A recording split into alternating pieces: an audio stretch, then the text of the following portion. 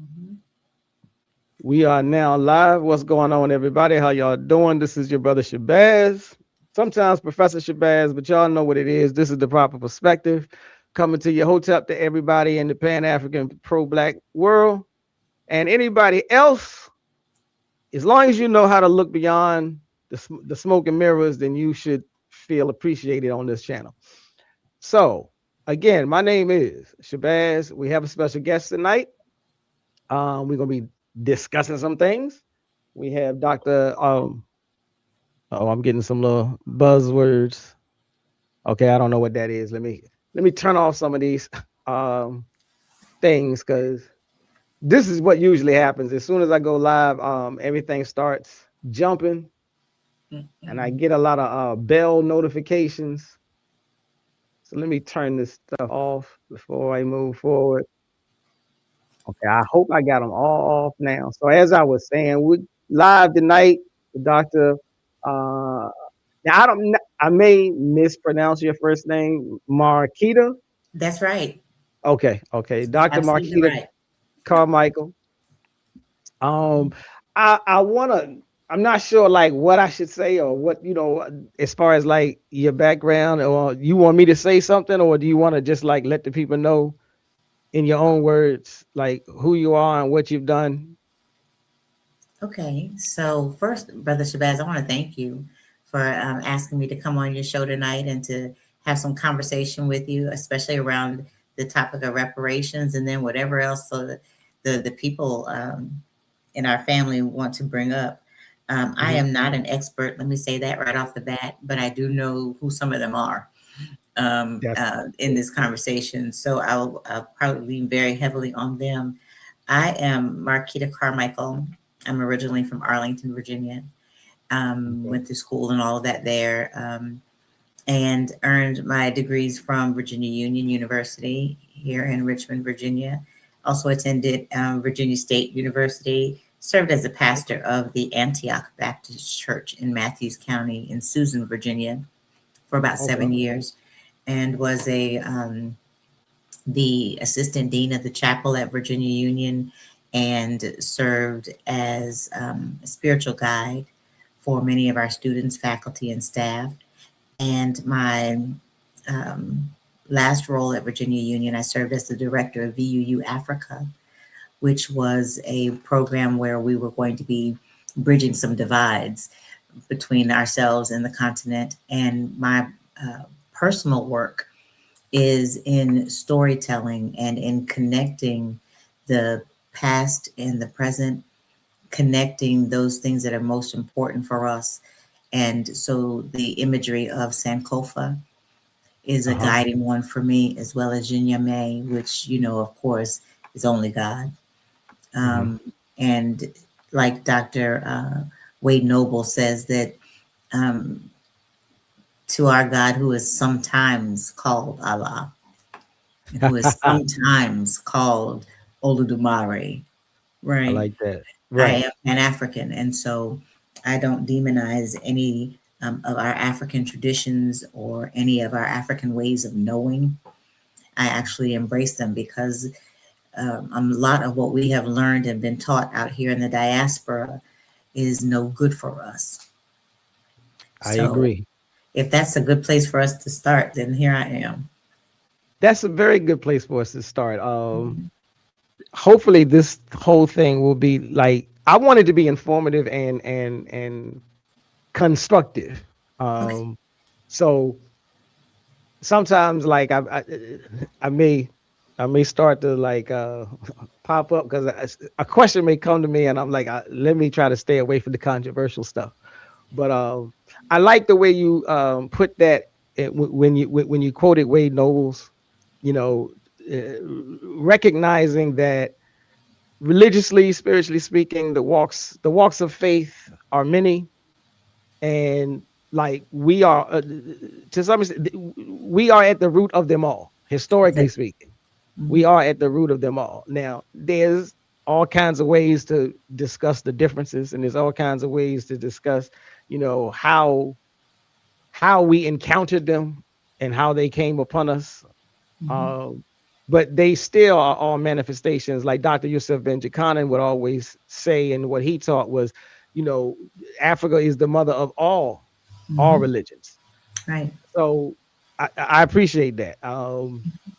Now, one of the questions that I had, and again, I guess what I should have said like before we really got started was, which ones did you want to like skip or whatever? But we could just skip around it if you know what I'm saying.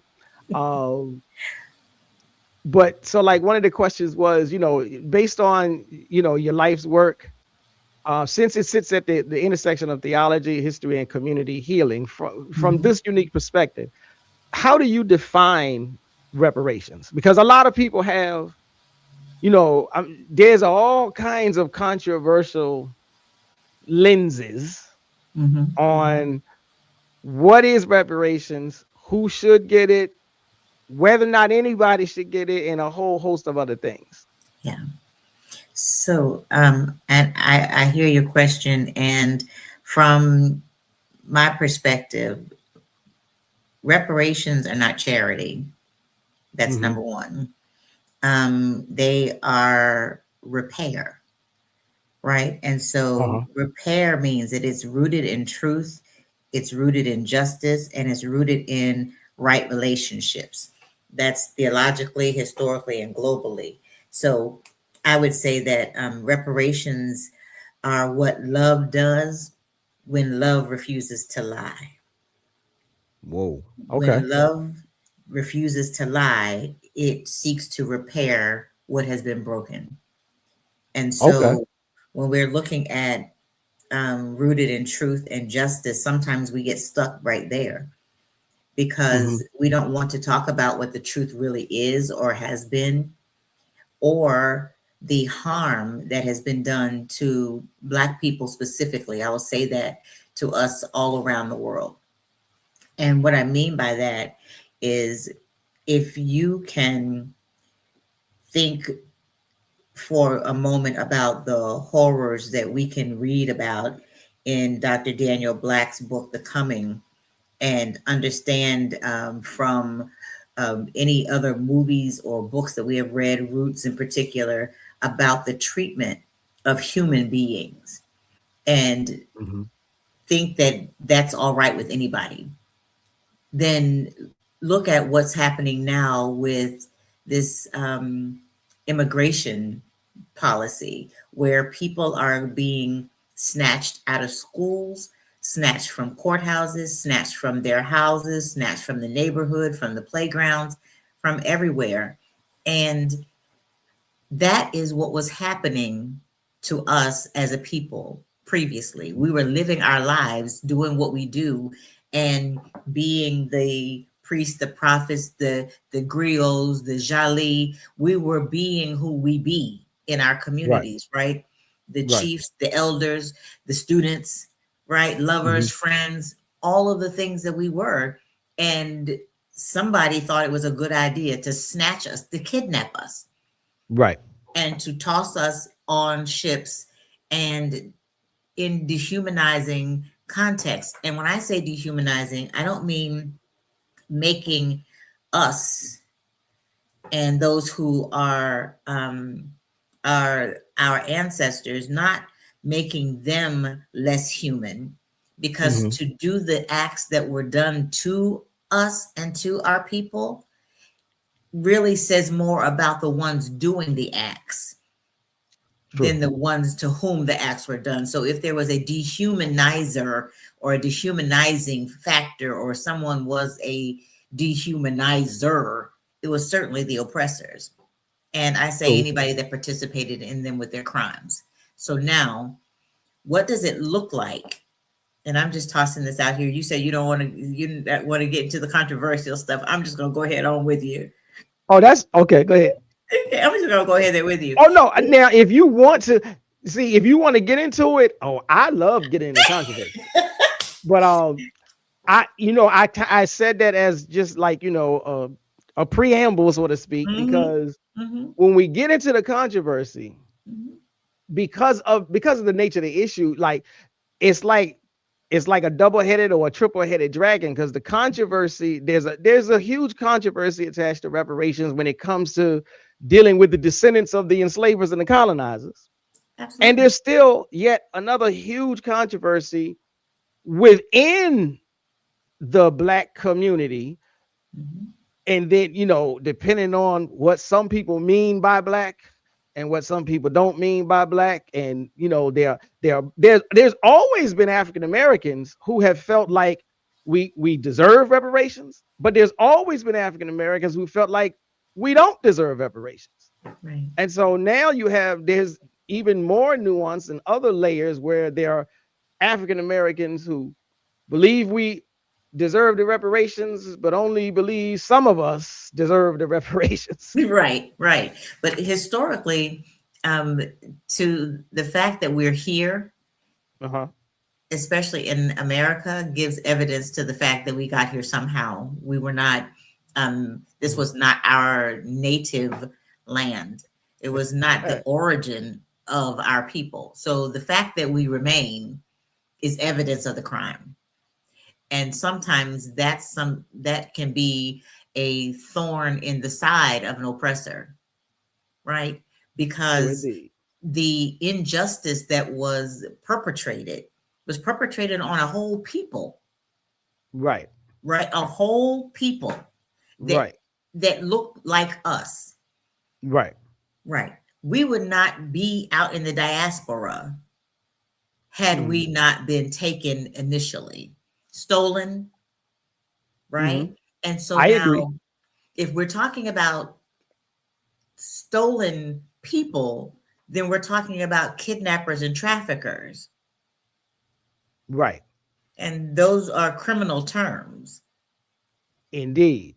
Now, as a pause, because one of the things when we do get people in the chat, so we have someone in the chat now, and I'm very bad with my pronunciation, so I can't always get a person's name right. But Kasek Kweyama says reparations is about justice, which is the repair from the injustice. That's so correct. We're all on the same accord. We agree with that.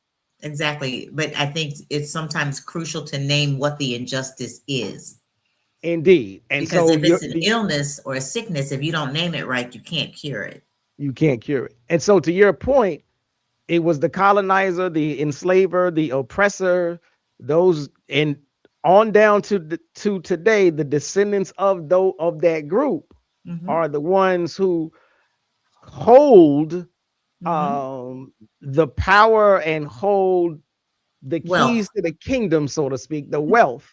And they don't want to let it go. No. If it were reversed, we wouldn't want to let it go either.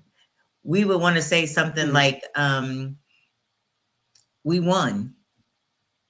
We keep the spoils. We won the war. But this wasn't a war. Right. That's one of the things that's very important, because even though you could easily say, to the victor goes the spoils, but no war was declared, and one of the things that I've found that people either don't know, don't understand, or don't accept is that, there was no official formal declaration of war. There wasn't, like, most of the activities that occurred were activities that occurred in the shadows. It was the kidnapping, it was the stealing, it was the tricks of getting people. Look, like there are literally cases of people being lured onto boats under false premises. Right. But a lot of people, black and white, they don't know this. Right. And then there are also instances of colonizers marrying women of different tribes in order to become family. Right. And so then by becoming integrated in such a way, then there made possibilities for that luring away that you're talking about. And then also when we think about all of the injustices that were committed, I would say that some of them were in the shadow, but not all. And the treachery can be that which was committed in broad daylight. Okay. And it was still unjust because there was no war.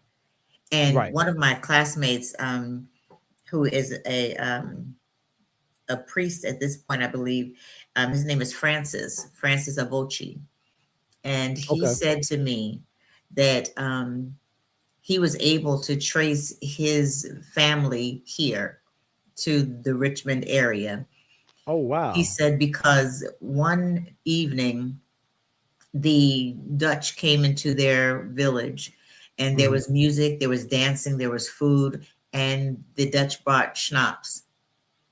Hmm. And so they all had schnapps.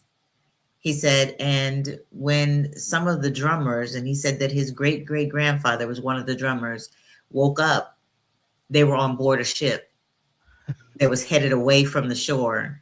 He said, and they Wow. all jumped up and they jumped off the ship and Hmm. swam back to the And shore. swam back. Hmm. So now all the lies that come about us not swimming, not knowing how to swim, etc., etc., etc., that is Right. something that if we didn't learn it, we got it from the diaspora. Right. Okay, because Hmm. they were a lot of them on that shore are fishing people, Right. right? So So that he's person, did you say he Francis, was from Ghana? Did you say he was from Ghana? yes. Okay. Okay. Go ahead. And so now the second time, now those brothers have gotten back, but the Uh-huh. second time the Dutch come, there's dancing, there's music, there's food, there's schnapps. Hmm. And the next time that the men woke up and were aroused, they were chained and tied. Okay. So the Dutch learned the lesson, and unfortunately, us on the continent did not. And there's always this struggle, there's always this struggle, because sometimes you'll get people who are of our family who will say, well, history shows that they sold y'all into slavery. They didn't. Hmm. Everybody was not sold by our people into slavery. They were not all sold into. Some of them were in fact kidnapped, right? Some Indeed. people were traded because the if you and I are at war with each other, if you win, then my people become vassal to you, right? My we become slaves to you and to your people. And so the way that slavery was practiced then was not lifetime servitude, Right. right? Our children could marry each other. Our tribe gets bigger and stronger because now we are all one together. But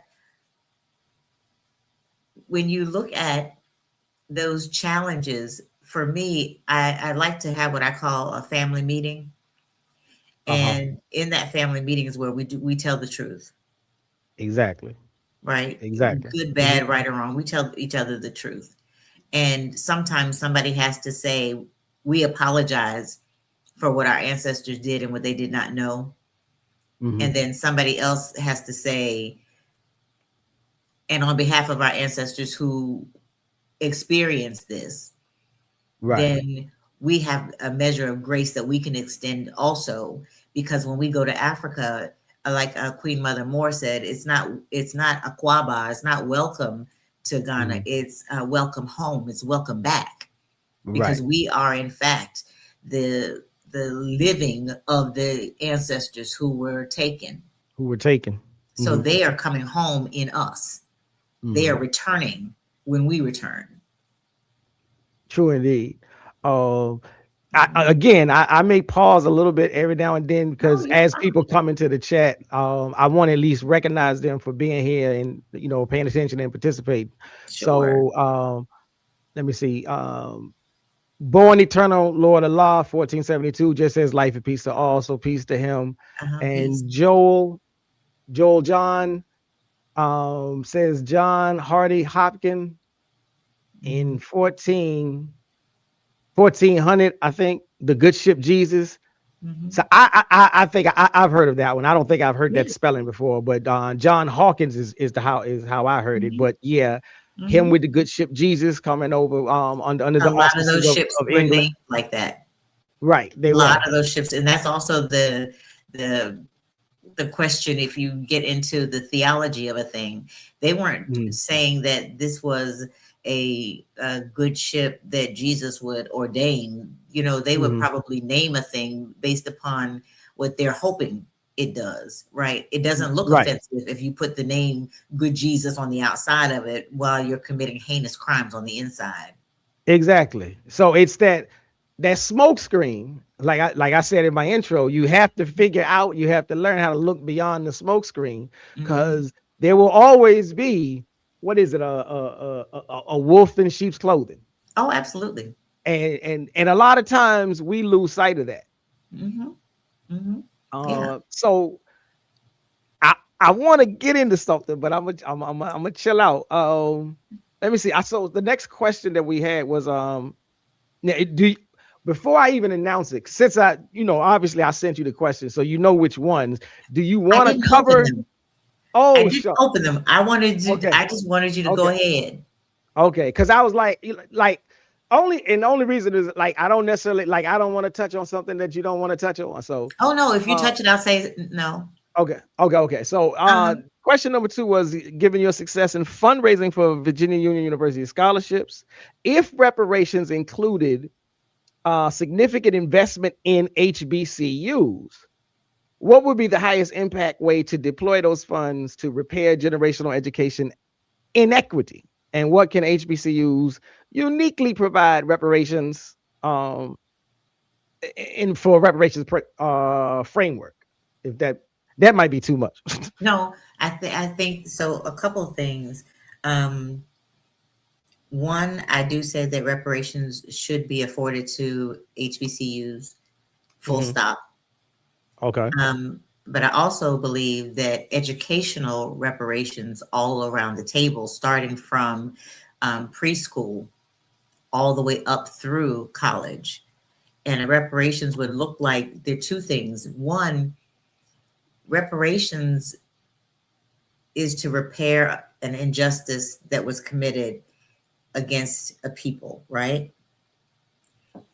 Uh-huh. But two things in the conversation I think we kind of led to is that there's some people who want to look at reparations in terms of overall what's good for all of the people, what might work for the majority of Black people, and then what might work for me in my house. So if Okay. I It say to it it you, froze. It froze, so we didn't hear, okay, like, it's so one part is that the conversation that some people have about reparations being about what's good for most people, what's good for the majority of Black people, and then Mhm. the other conversation about what's good for me and for my house.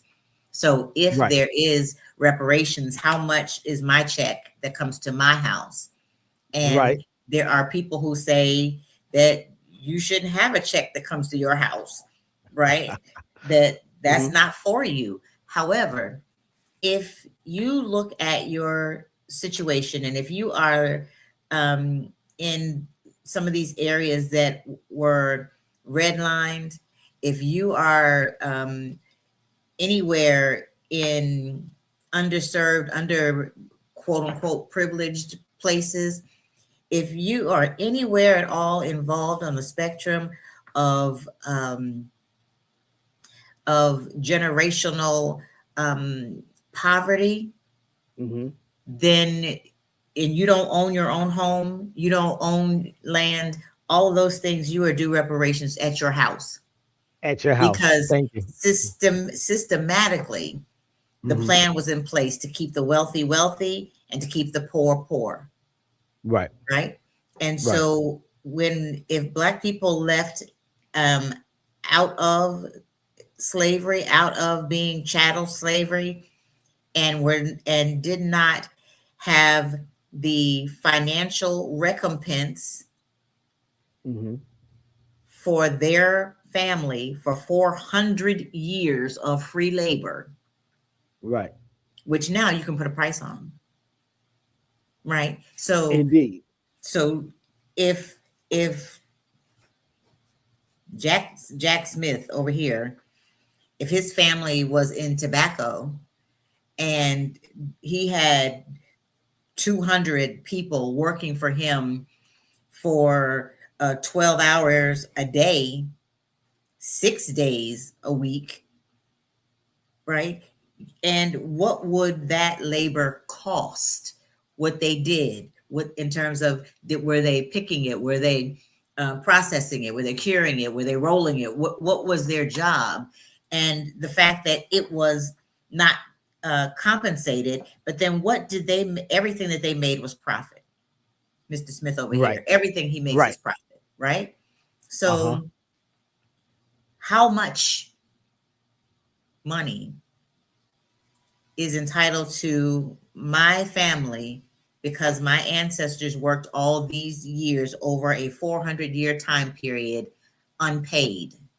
Now, Right. if any of us miss a paycheck today, we know how many hours we worked, how much money we make per hour, et cetera, et cetera, et cetera. We're going to go talk to somebody about our check. Likewise, Exactly. likewise. Exactly. You've been here 400 years, and in that 400-year period, you were denied access to education.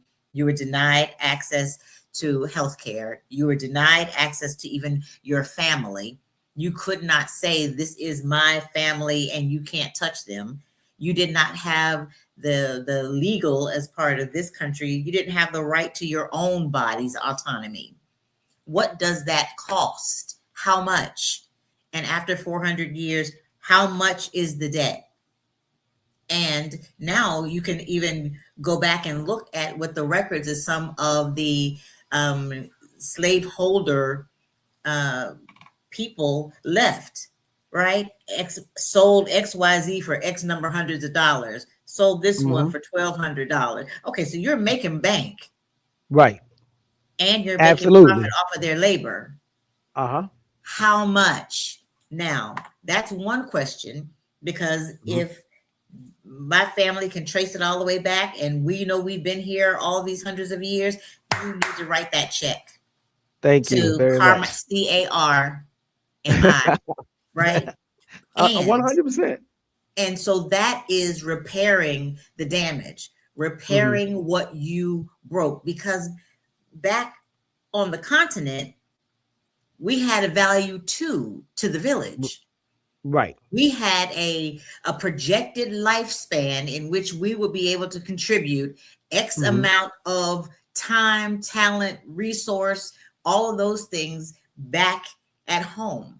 So now if I'm at home, I'm saying, wait a minute, you all took X number of people, kidnapped them, had them over there with you all now for 520 years. How much have we missed in development? How much have we missed in what we would gain from our community having X number more people? Exactly. How much? And whoever stole them, write me a check. Write the check. Cut the check is what I like to say. But and so in addition to that, this other part is not reparations.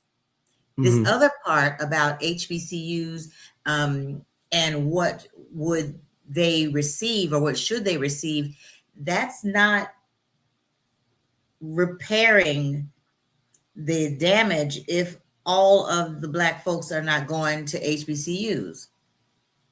So if you start with education as the issue, then you start at preschool where education begins.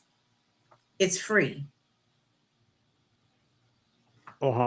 Elementary school. And not just free, it is top quality education. Not your foolish separate but equal foolishness. Because then when integration comes along, all of a sudden your educational system miraculously gets dumbed down. Well, see, I think that there has to be some kind of way. We have to be able to create a framework and governing mechanisms for because it's a two-way street. Yes, there definitely should be checks to the households, but there definitely should be frameworks, governing systems to continue the repair.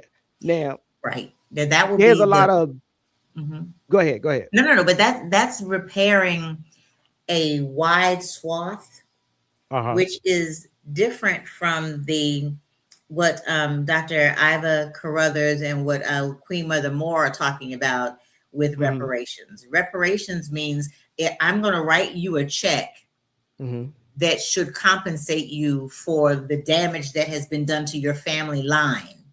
Right. Now, that's when I write you that check, some folks in a patriarchal mindset want to tell you what you can do with that check.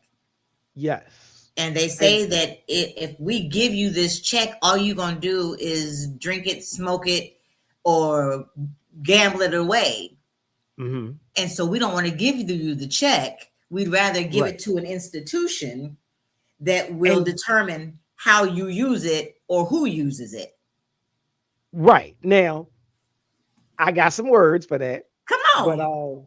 But because I've gotten into a lot of online debates with people over just that patriarchal, the white man's burden, so to speak.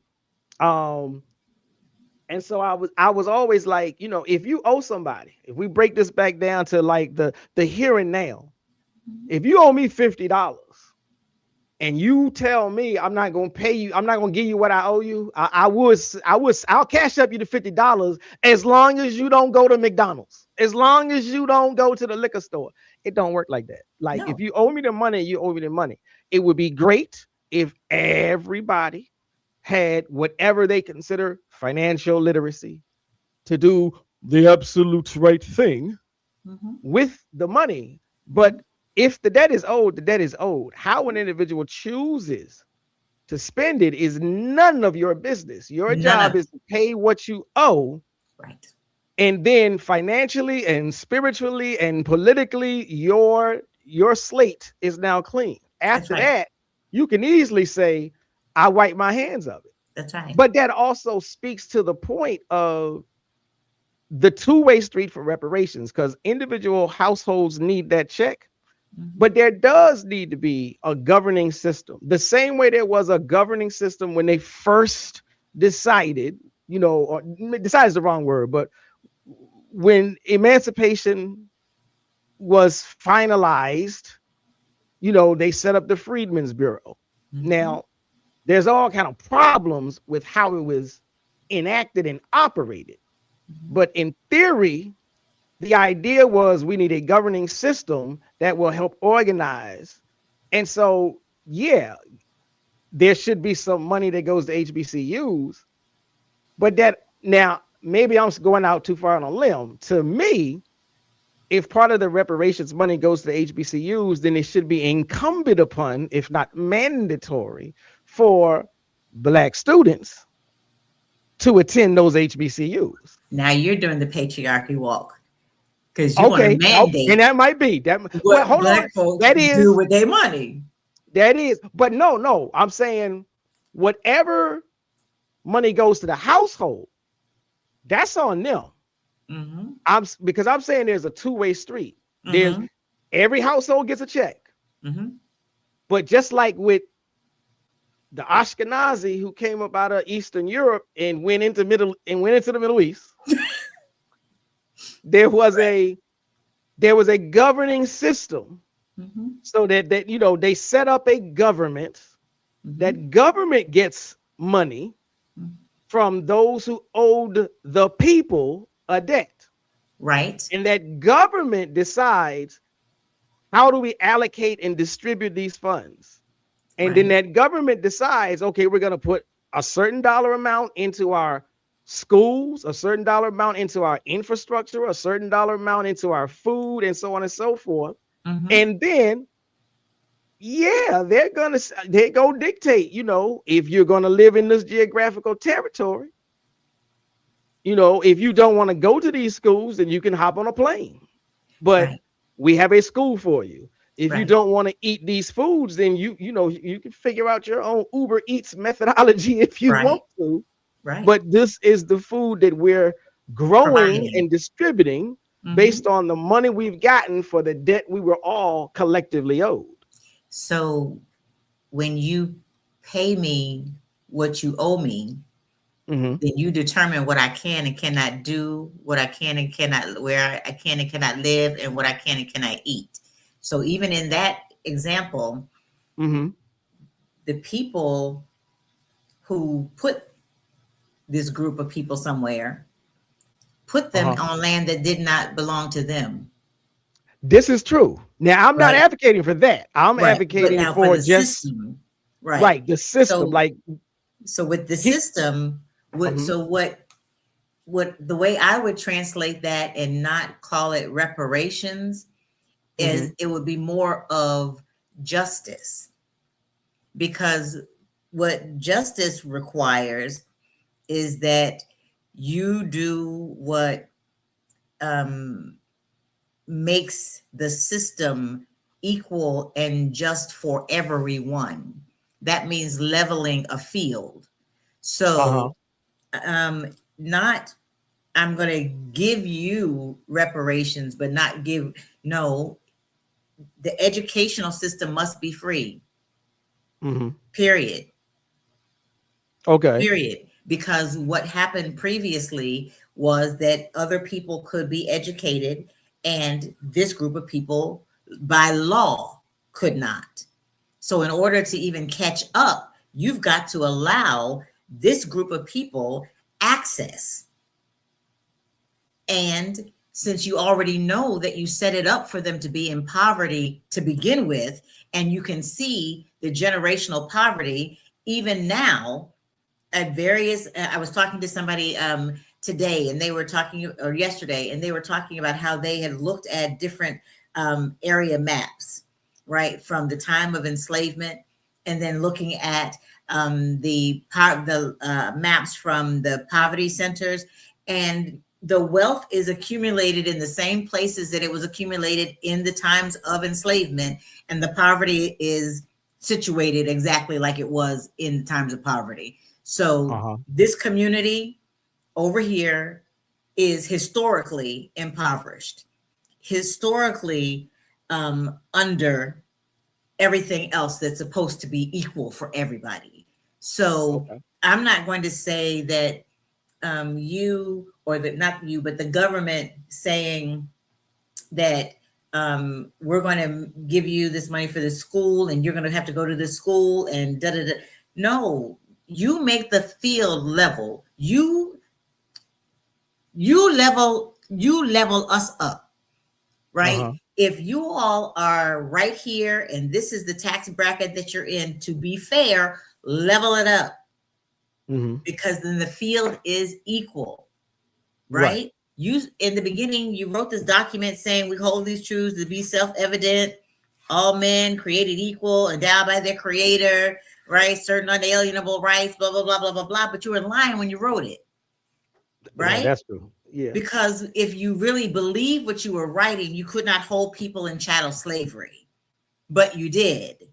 And since you Mhm. did, the payment that is due is for 400 years of enslavement plus the 150 some or 250 years of under education and underperforming and not being allowed the same resources that other schools have.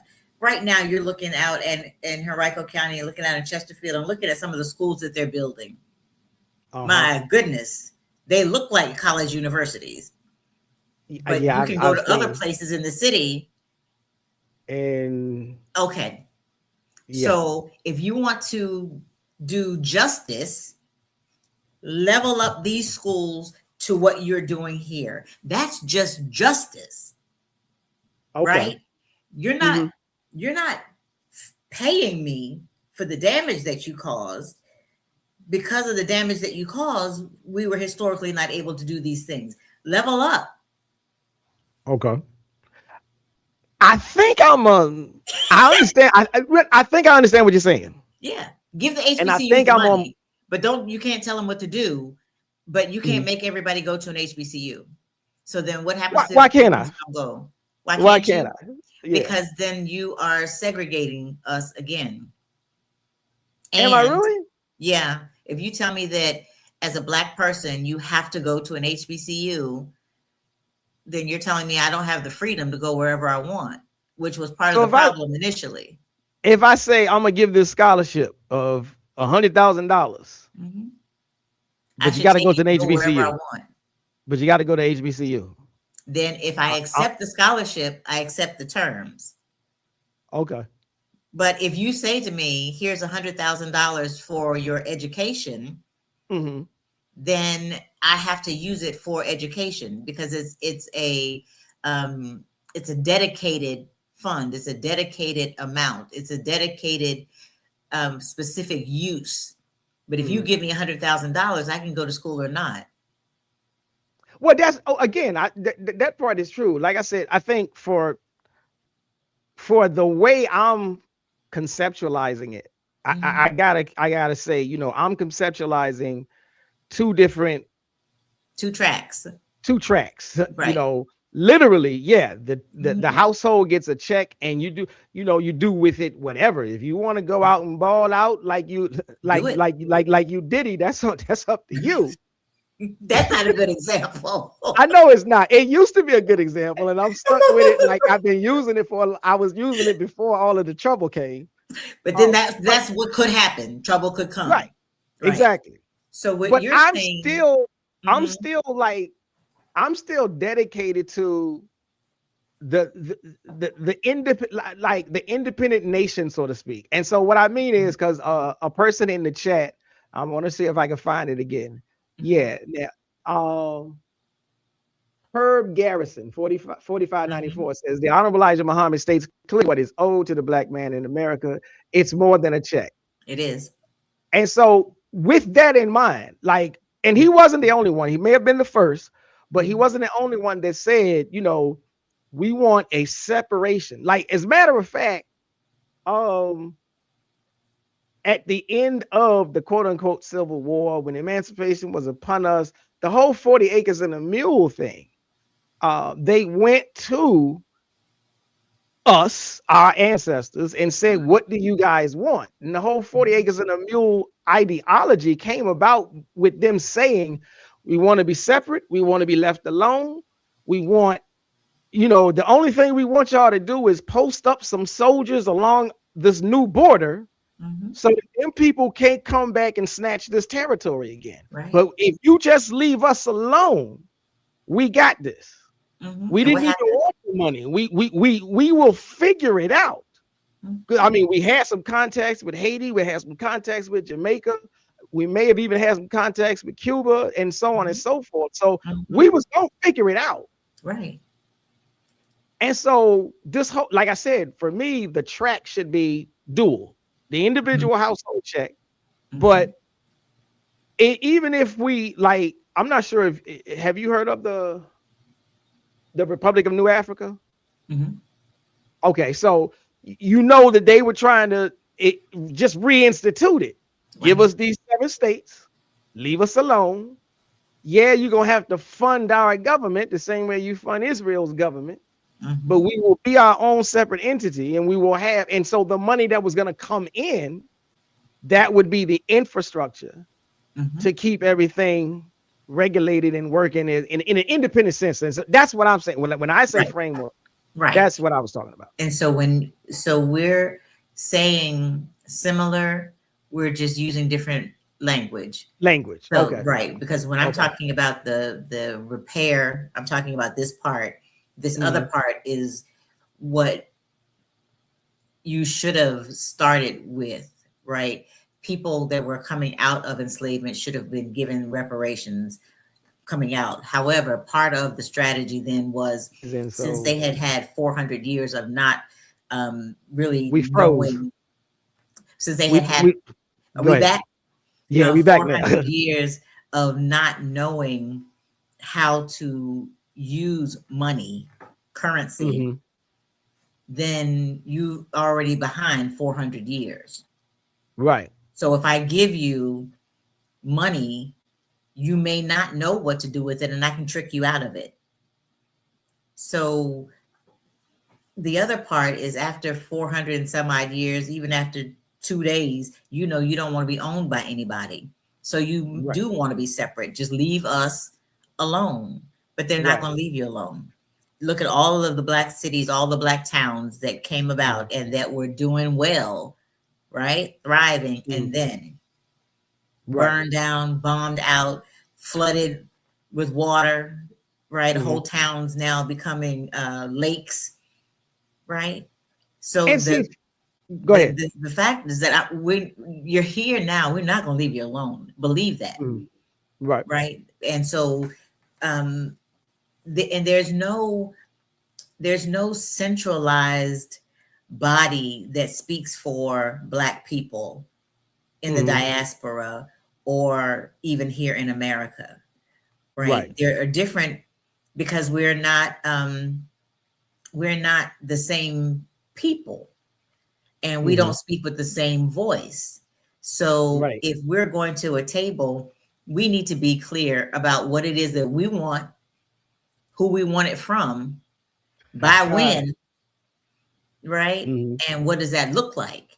And a lot of times when we go to various tables, we're talking about just what I want. And I agree. And I think, at least for me, I think that's one of the reasons why I try to articulate this whole 2-track Yeah. thing. Because I think a lot of times, and I think a lot of times it comes down to an either or. There's like, again, everybody isn't even invested into the idea of having the conversation. So there's a Right. lot of So people their that's like, checks oh, y'all come talking big. about reparations, never mind. But Yeah. for the people that that do want to have the conversation, Mm-hmm. yeah, there's a lot of people that only want to converse about the check. Right. And then there's But a lot of people that only want to converse about this the second system, track, this systematic thing. right. And so then you end up having this clash. Mm-hmm. And so And I'm it trying doesn't to even just need to say, be a clash, because they're okay, two why not? tracks, Because right? they're 2 tracks, right? Right. Because now, Because and go part of ahead. that systemic piece is, should HBCUs benefit from a systematic overhaul? Yes, Mm-hmm. because Okay. many of them were segregated by law, so they could not be integrated.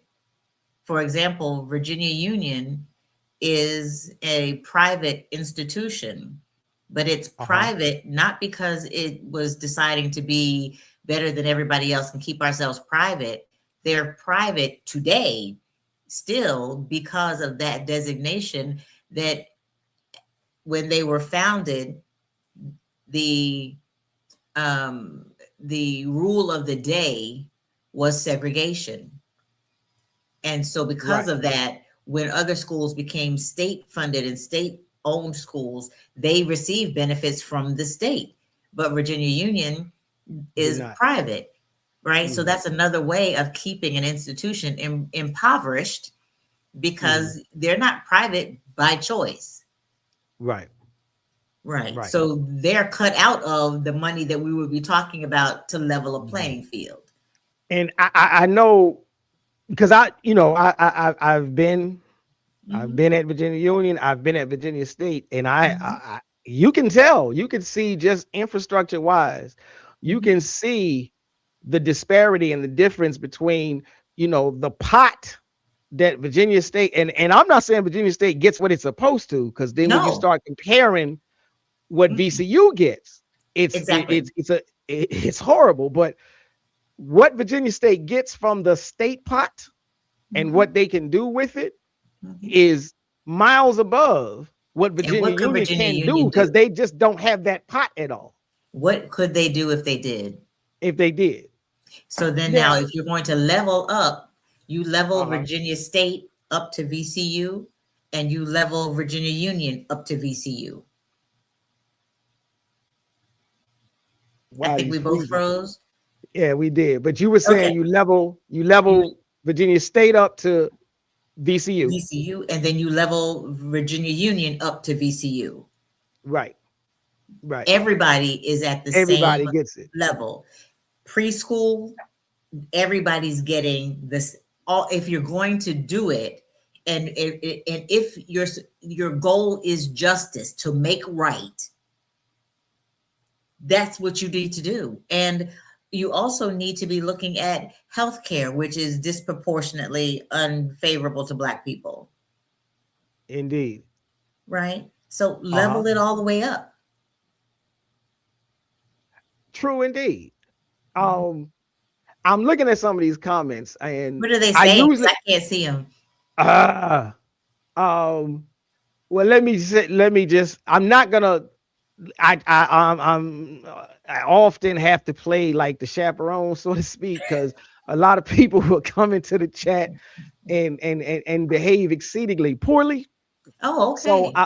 I'm reading through them to see, who can I place on the banner in order, to give some show respect for their commitment to being here, but to give some light and some air to the conversation. Yeah. So there's some people who have something to say that Okay. should be heard. I'm Okay. trying to see. Well, tell me something that somebody's saying that you don't think should be heard. Okay. Mhm. Let me see. Okay, so to me, this is a silly one. It's not really that disrespectful, but I just think it's a silly one. So Mhm. I'll put this on the thing. We not getting reparations until we give up Christmas. That's that's just silly. It is silly because you're not asking anybody else to give up Christmas. Right. Right. And what does that have to do with giving me the money or that you owe me? What does that have to Right. do with leveling up my education for my kids? Right.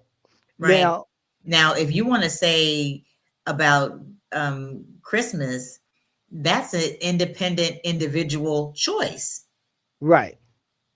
because every Black person doesn't celebrate Christmas Exactly. Oh, you ain't got to tell me.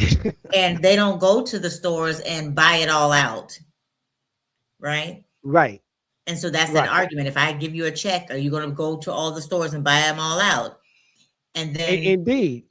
and then that's that thing because then that will keep you still impoverished. Right. Right. So to give anybody a check without asking them to participate in a financial literacy program, right? Uh-huh. People will say that is that it's not, it's unhealthy and it's also unkind, right? Mhm. But you can't make people or force people to do anything because if This you is true. do, then Mhm. you are being just like the enslavers The who told enslaver. them what they could and could not do, Right. right?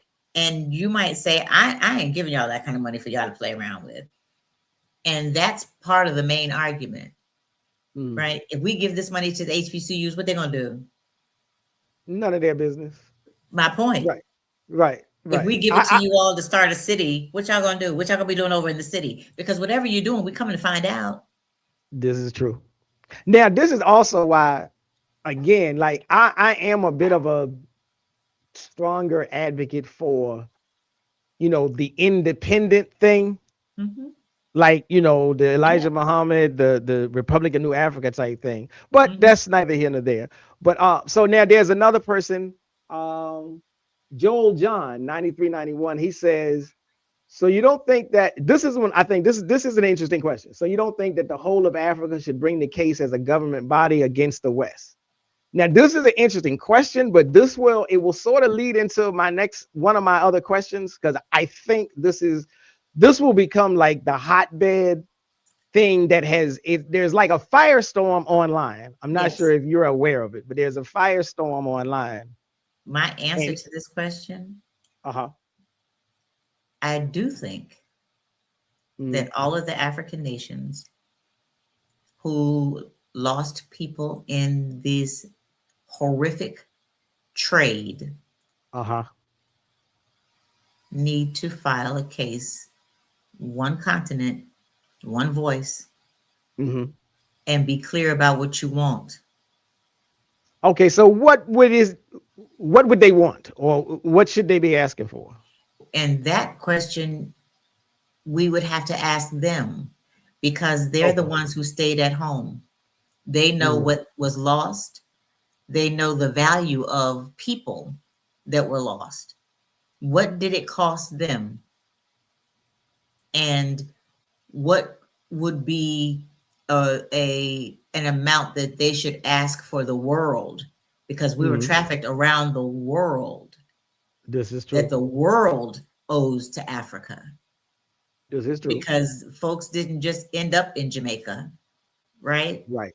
And I had a student one day say that she was Latina, and she was darker than me, and she was from Guatemala. And Right. there's a whole group of people who were formerly enslaved that lived in, and they're still there, living there in Dominica, still living, right? What do they say they're owed? Because I can't tell you what I can't say, Africa, you should be asking for blah, blah, blah. I'm in the diaspora. I was born in the diaspora. Africa, like Dr. Nkrumah said, was born in me.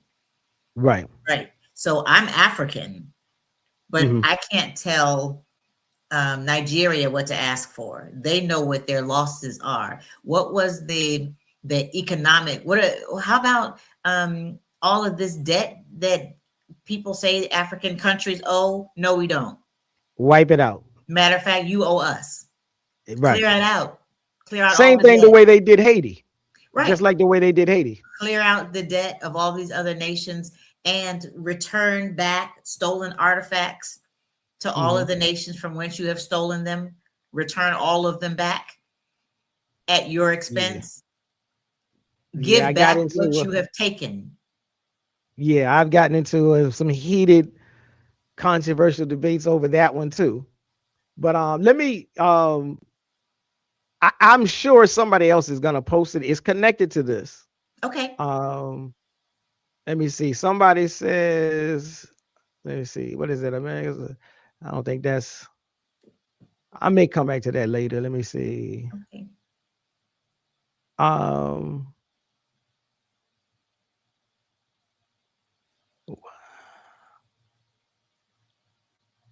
Okay, nah, that ain't it. Okay. Is everybody wilding out? No, there's here's another complimentary one. Paul the Carib says, I love this lady, so that's great. I try to stay positive. There's all types of troll energy that can flow around, and sometimes I don't mind it, but I don't necessarily want troll energy when I have a guest. So I got you. Because I know that that everybody doesn't always agree on everything, and so diversity is normative, right? As long as respect is the highest aim, right? And we do this work, we do this life because I hear you, Paul. We do it because of our love for the people and because we love each other, right? Indeed. And because of the way that I love my people, all I want for us is what's best and what's owed to us. So that means that the responsibility then that I talk to our people about is, what is your reasonable service, right? It's your reasonable service to do the very best that you can.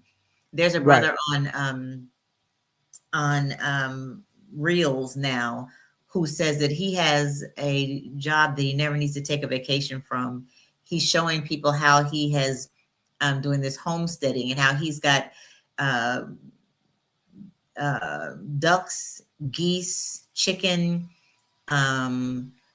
emus, goats, everything. And and I've also heard another brother say that if you cannot go outside of your house that you own and gather food that you can feed your family, then you are so bought into the system that it's going to be hard for you to step away. Indeed. Now I don't know if you're familiar with like hip hop, but there's a hip hop activist artist named Killer Mike, and he gave this speech, and it was a powerful speech, and then like parts of it people started clipping in the videos and putting it in other songs, where he was like, y'all ain't ready for revolution. If you can't fish, if you can't hunt, if you can't do, then you're not ready. In any gun talk is you fooling yourself. Right, because there's some people where in a community that I lived in for a couple of years, that them going out and hunting deer was not a thing. They just went and did it. It was what we do, right? Right. Shooting geese out the air and getting your dog to go get it. That's not a thing. We do that. Right. Squirrel. Now today we're out there feeding squirrels all these nuts and all this stuff, and getting out there getting rabbits, getting them carrots. These folks are getting food. And skinning it, cooking it, and putting it in the freezer for November, December, January, and February. Right. And now, no, we're not. I've had conversations with people just over chickens. I ain't being stereotypical, but you know how much we love some chicken. Now, you know, introduce somebody to the live bird and say that's dinner. Go prep it. And if you ain't ready for that, no, you're not ready. Hey, but you know that TV show Survivor. I watched that because I like to watch the group dynamics, and I want to see what people will do. Right? How far will you go? And they've started giving as rewards live chicken. So I watched to see how long will the people allow the chicken and the rooster to live to create eggs for them, or do they want to eat today and kill the chicken, or eat today and kill the rooster?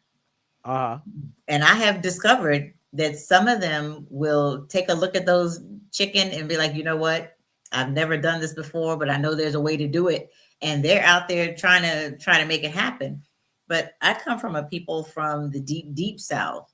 You know, my grandmother was raised knowing how to kill a chicken, how you wring its neck, and then you chop the head off and you let it run around the yard till it dies. I mean, that's why you don't name your pet chickens. Right. Indeed, 100%. I'm telling you. Now, I got this next question. Okay. I've already deleted some people some people's comments out of the chat. Now, I don't like doing it, and I don't want to hit the like. Now, people know what this is. You know, there's a way you're on YouTube, you can just block somebody, and now they can't participate at all. Okay. So I'm trying to just let people know, be respectful in the chat. But I'm sure some stuff is gonna come up now. So here's a question. Now, and if you don't want to touch it, that's fine. Have you heard of the ADOS movement and the FBA movement? No, what is it? Okay. Are you familiar with what California is doing towards reparations? Not completely. Say more. Okay, so as we were talking about that, you know, it's all reparations related. And so the question becomes, who is allowed to receive a check? Generally speaking, for the longest time, it's always been very easy to answer. Black people, of course. That's But before you go to black and brown people, or even like way before you get to the brown folk, the ADOS, American Descendants of Slavery, and let me put that on the screen. Most people will already know. Like, I know that some of the people in the chat know what this is because some of their comments are extensions of this movement. So, ADOS. Let me put this on the screen. And FBA. So I'm gonna just put this on the screen. So ADOS is American Descendants of Slavery, and FBA is Foundational Black American. Now, I almost kind of know your answer because you said you weren't necessarily familiar with these, but in general, do you consider yourself an African American, a Black American, or just an American? I consider myself to be an African American by the virtue of what I said earlier, and about the fact that I can, in fact, trace my family back to the continent and to all of the regions from where we were taken. And so Africa, I am an African woman born in the diaspora. Okay. And I like that. That's kind of how I kind of frame myself. But Mm-hmm. now the American descendants of slavery, Mm-hmm. ADOS. Mm-hmm. Now, anybody that might be in the chat, if I say it wrong, don't throw a hand grenade at me. But the basic idea is they want to drill down on who gets the check. No. And so in order to drill, or because they want to drill down on who gets the check, what they do is they say only the black people, only the African American Mm-hmm. who descends from slavery, who honestly descends from American slavery in America. Therefore, what that means, and the foundational Black American kind of say the same thing. What that means is if you cannot trace at least one of your parents, or I'm sorry, at least one of your ancestors to the slavery empire, to the plantation, you're out of the line. You don't get the check. Not your household, anyhow. Your household don't get a check if you don't have at least one plantation derived Document. So now or help me. soul or Right. some So other, help. like they have a couple of, like, A, B, like if you don't have A but B, you can show that everybody in your family has always been, every time they went to go fill out a job application, they clicked African American. They didn't click one of the others. Every time they've been here, the entire bloodline has been here, prior to the 1960s civil rights legislation establishment. If you were here before then and you can trace, yeah, you're in the line. So If you're help an me. immigrant Uh-huh. or descend from an immigrant, Mm-hmm. you got to get out the line. So if you came here by choice, then you're out. You're out. And then if you came here but you can't trace yourself back, you're out. Correct. If you came here So and you then can't trace, so then you're what out. you're doing is creating this system whereby you are an elitist and you're saying that because the people who owned your people kept meticulous records and listed you all by name, and the people that owned my folks only listed us by age, not by Mm-hmm. name. Mm-hmm. So my four times great great grandfather, he's listed as 12-year-old boy, Mm-hmm. and your ancestor over here happened to have a name, Matt. Mm-hmm. You're saying that I can't prove that this 12-year-old is my ancestor, but because you can prove that Matt and Matt Jones, because you all still carry that name with you, Mm-hmm. that you all can get a check, but my 12-year-old child of an ancestor Mm-hmm. cannot. I'm I just asking think for that clarity. right now, and again, Because if that's the case, what you're going to mm-hmm. try to, what you will do then is to do something else that is classist. You're Mm-hmm. going to create a system of folks who, if they get the check, how will they look at the people who didn't get checks? They're gonna look at it like you didn't deserve it. But how did Anyhow. I not deserve it? If I'm here, I am Mm-hmm. the evidence Mm-hmm. of having been brought here. I am, Okay. you're looking at me. Okay. Now, this is one of the reasons why I wanted to bring it up. Now, so let Mhm. me first, I'm gonna put a couple of comments because it might get long. It can get Let me heated. see. It's all right. It's good. Oh, Paul the Carib, he said, "Oh Lord, if she never heard of it, why spread the toxicity, brother?" Now, Mm-mm. and I feel you. But in all due respect, because Call it out. I've seen this movement. I've been looking at it and trying to participate and engage with it for Mm-mm. quite a few years. Yeah. It's you if you let a poison go unchecked, then eventually you're going to have the death of something. So And let's say so this, that meant that trajectory is not Pan-African.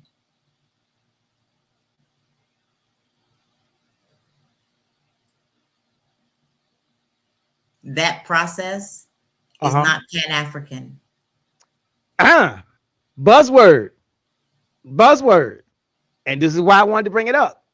Because the ADOS, the ADOS and the FBA movement is trying to bring about the death of Pan-Africanism. They are literally saying Pan-Africanism is dead. It's not. And they are literally, like, I have engaged with brothers that have, like, they are online 5 hours a day, hosting, you know, online seminars, breaking down, picking apart every single.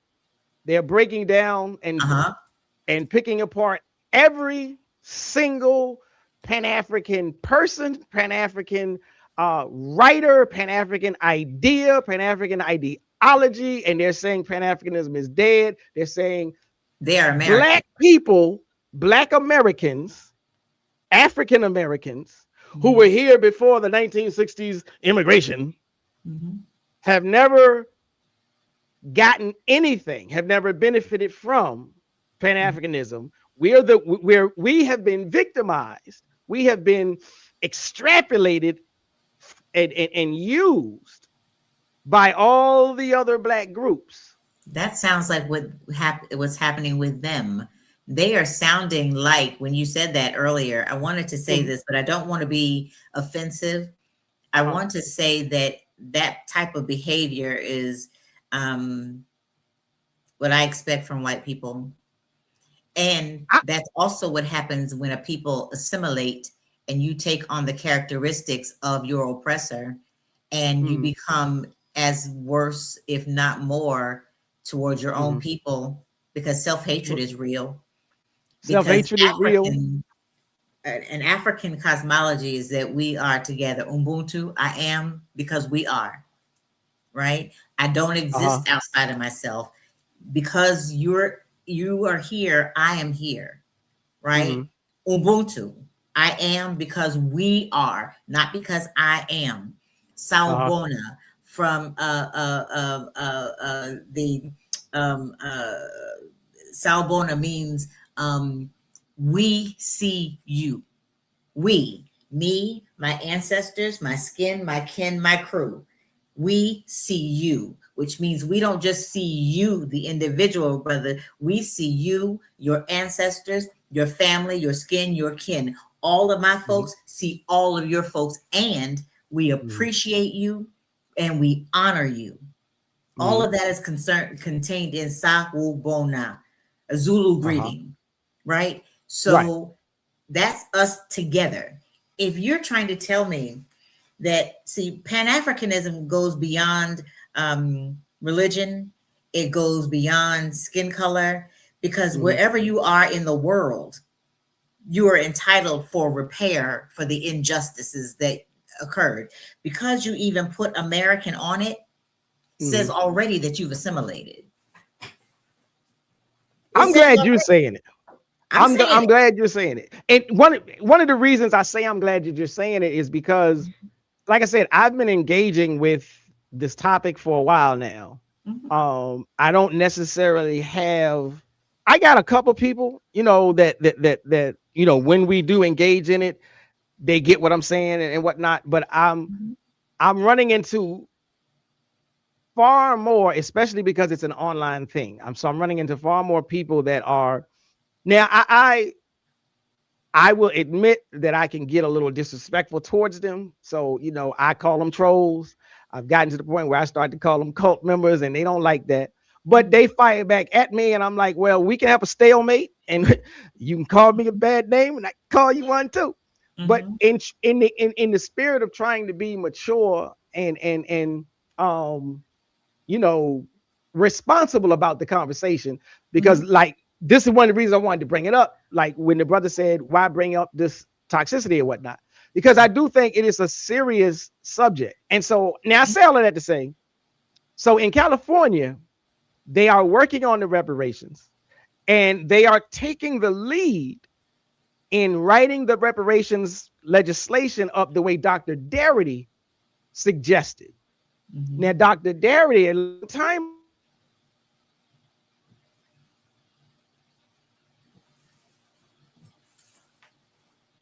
but he stated that it should be a lineage-based package. It should be a lineage-based deal, and that lineage has to be, or tracked to the plantation, so to speak. Mm-hmm. And so when I read his work, I didn't have an issue with when I discovered the ADOS and the FBA. I just thought that they were, informed about that Dr. Darity and were, pursuing. Mm-hmm. Now, I come to realize that ain't necessarily the truth. But the California grassroots organizations, there's an NAACP chapter, there's I think Cobra is still a part of it. They are all writing the legislation so that at least the overwhelming majority of whatever dollar amount gets assigned to the reparations package is most specifically for the African American that can trace themselves back to the plantation. Who can trace back to the plantations. I try not to use their acronyms. Because I feel like if I use it, then I'm giving them a little bit too much credit. But I understand the distinction. One of my issues with them is that, they go from focusing on reparations to focusing on vilifying. So there is an organization, and it's the Church of Latter-day Saints. And they have purchased all of, if not the majority of, public records. And they have a company called, and I'm not making a plug for them, but if I do and they get paid, I want them to write me a check for Ancestry DNA. Now there are multiple DNA sites. African Ancestry is one. Ancestry DNA is another, and I don't think that 23andMe is still up and functioning. I'm not sure, but to the point of tracing your ancestry, your lineage back to the plantation with Ancestry DNA, you can. Okay, that's with good information for people to know. It will, because they own the records. So you can go and you can research the census records for a particular family for particular years, and you can see who lived with whom, where. Where you get into the mud a little bit is what? Go ahead. We can talk about that. I'm looking at, but see, Paul, Brother Paul, here's the thing. If you're from the Caribbean, but you have roots in Africa, and you and your family ended up in Jamaica as a result of a slave vessel that was kidnapped and trafficked and taken there, even if it was taken there by the English ships who confiscated these slave vessels on the open water after England decided it was no longer going to be in the trade. Then they started to police the ocean, right? So then a lot of the folks who ended up in the Caribbean ended up there because they were taken off of slave vessels and put in these ports to figure it out. And some of them were enslaved there as well, right? Until their slave uprising. So if the check isn't from America, then somebody who enslaved your folks needs to start writing check. Portugal, they're not off the list, right? Look at the people who participated in the Triangle, who built the ships, Who are the insurance companies who insured the vessels? And I would say that to some extent, like I can appreciate what he's saying, and one of the reasons I wanted to put it on the screen was because there is this discontent in the segment of the African American community that is known by the acronyms. One of the things that they keep saying is the Caribbean brothers and sisters are trying to get in line with us, which will reduce our check, and they're trying to get in front of us so that they get the check first. Well, now I know that that's misinformation, right? But some of it, when you do your ancestry, the other thing that what Ancestry DNA does is it takes your DNA, your specific DNA, and traces it to the continent and to other places in the world where your specific DNA is located. So in any of these places, if it ends up in Portugal, that means that there is some Portuguese DNA in your body. Today, it's in your body. And so they can show you all of the places on the maps where your DNA is located.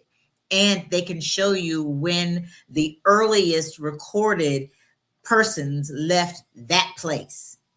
And when they would have arrived in this place.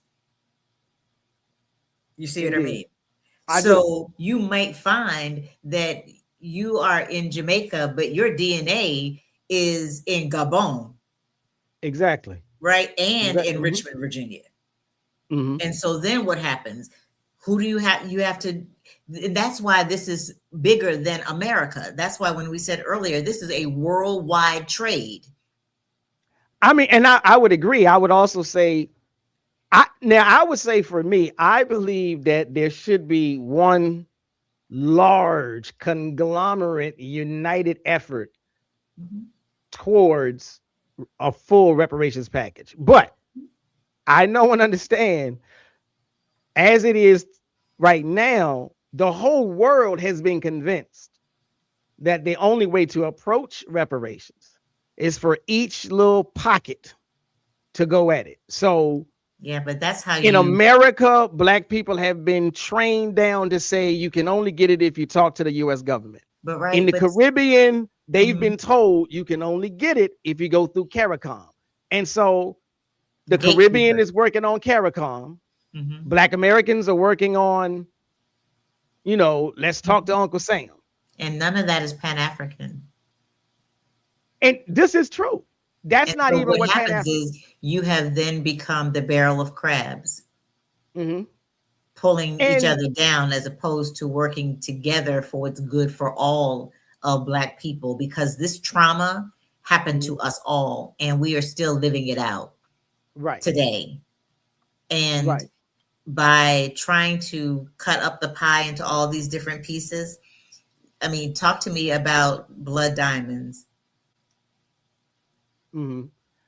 Talk about Talk about all of the other minerals that were stolen and parsed out around the world. Africa didn't just lose people; she lost resources. Right. So what is she owed? And even still, right? And so, I mean, when you talk about it, it's more than money. Because if any one of us had one single loved one that was lost, and we said, how much money should I pay you for that loss? You can't put a number on that. And you're talking about people over 400 years who survived in these conditions that were unjust and unfair. And some of us are still living in those unjust systems today. Most of us are. And so with that being the case, it's systemic and it's created in such a way that you never get out. Right. And it was put in place like that on purpose. So the evil that put it in place, like, was it Audre Lorde who said, you cannot use the master's tool to tear down the master's house? Right. Right. No, so we have to have another conversation. Dr. Iva Carruthers was at the United Nations, and she charged the United States with genocide of Black people.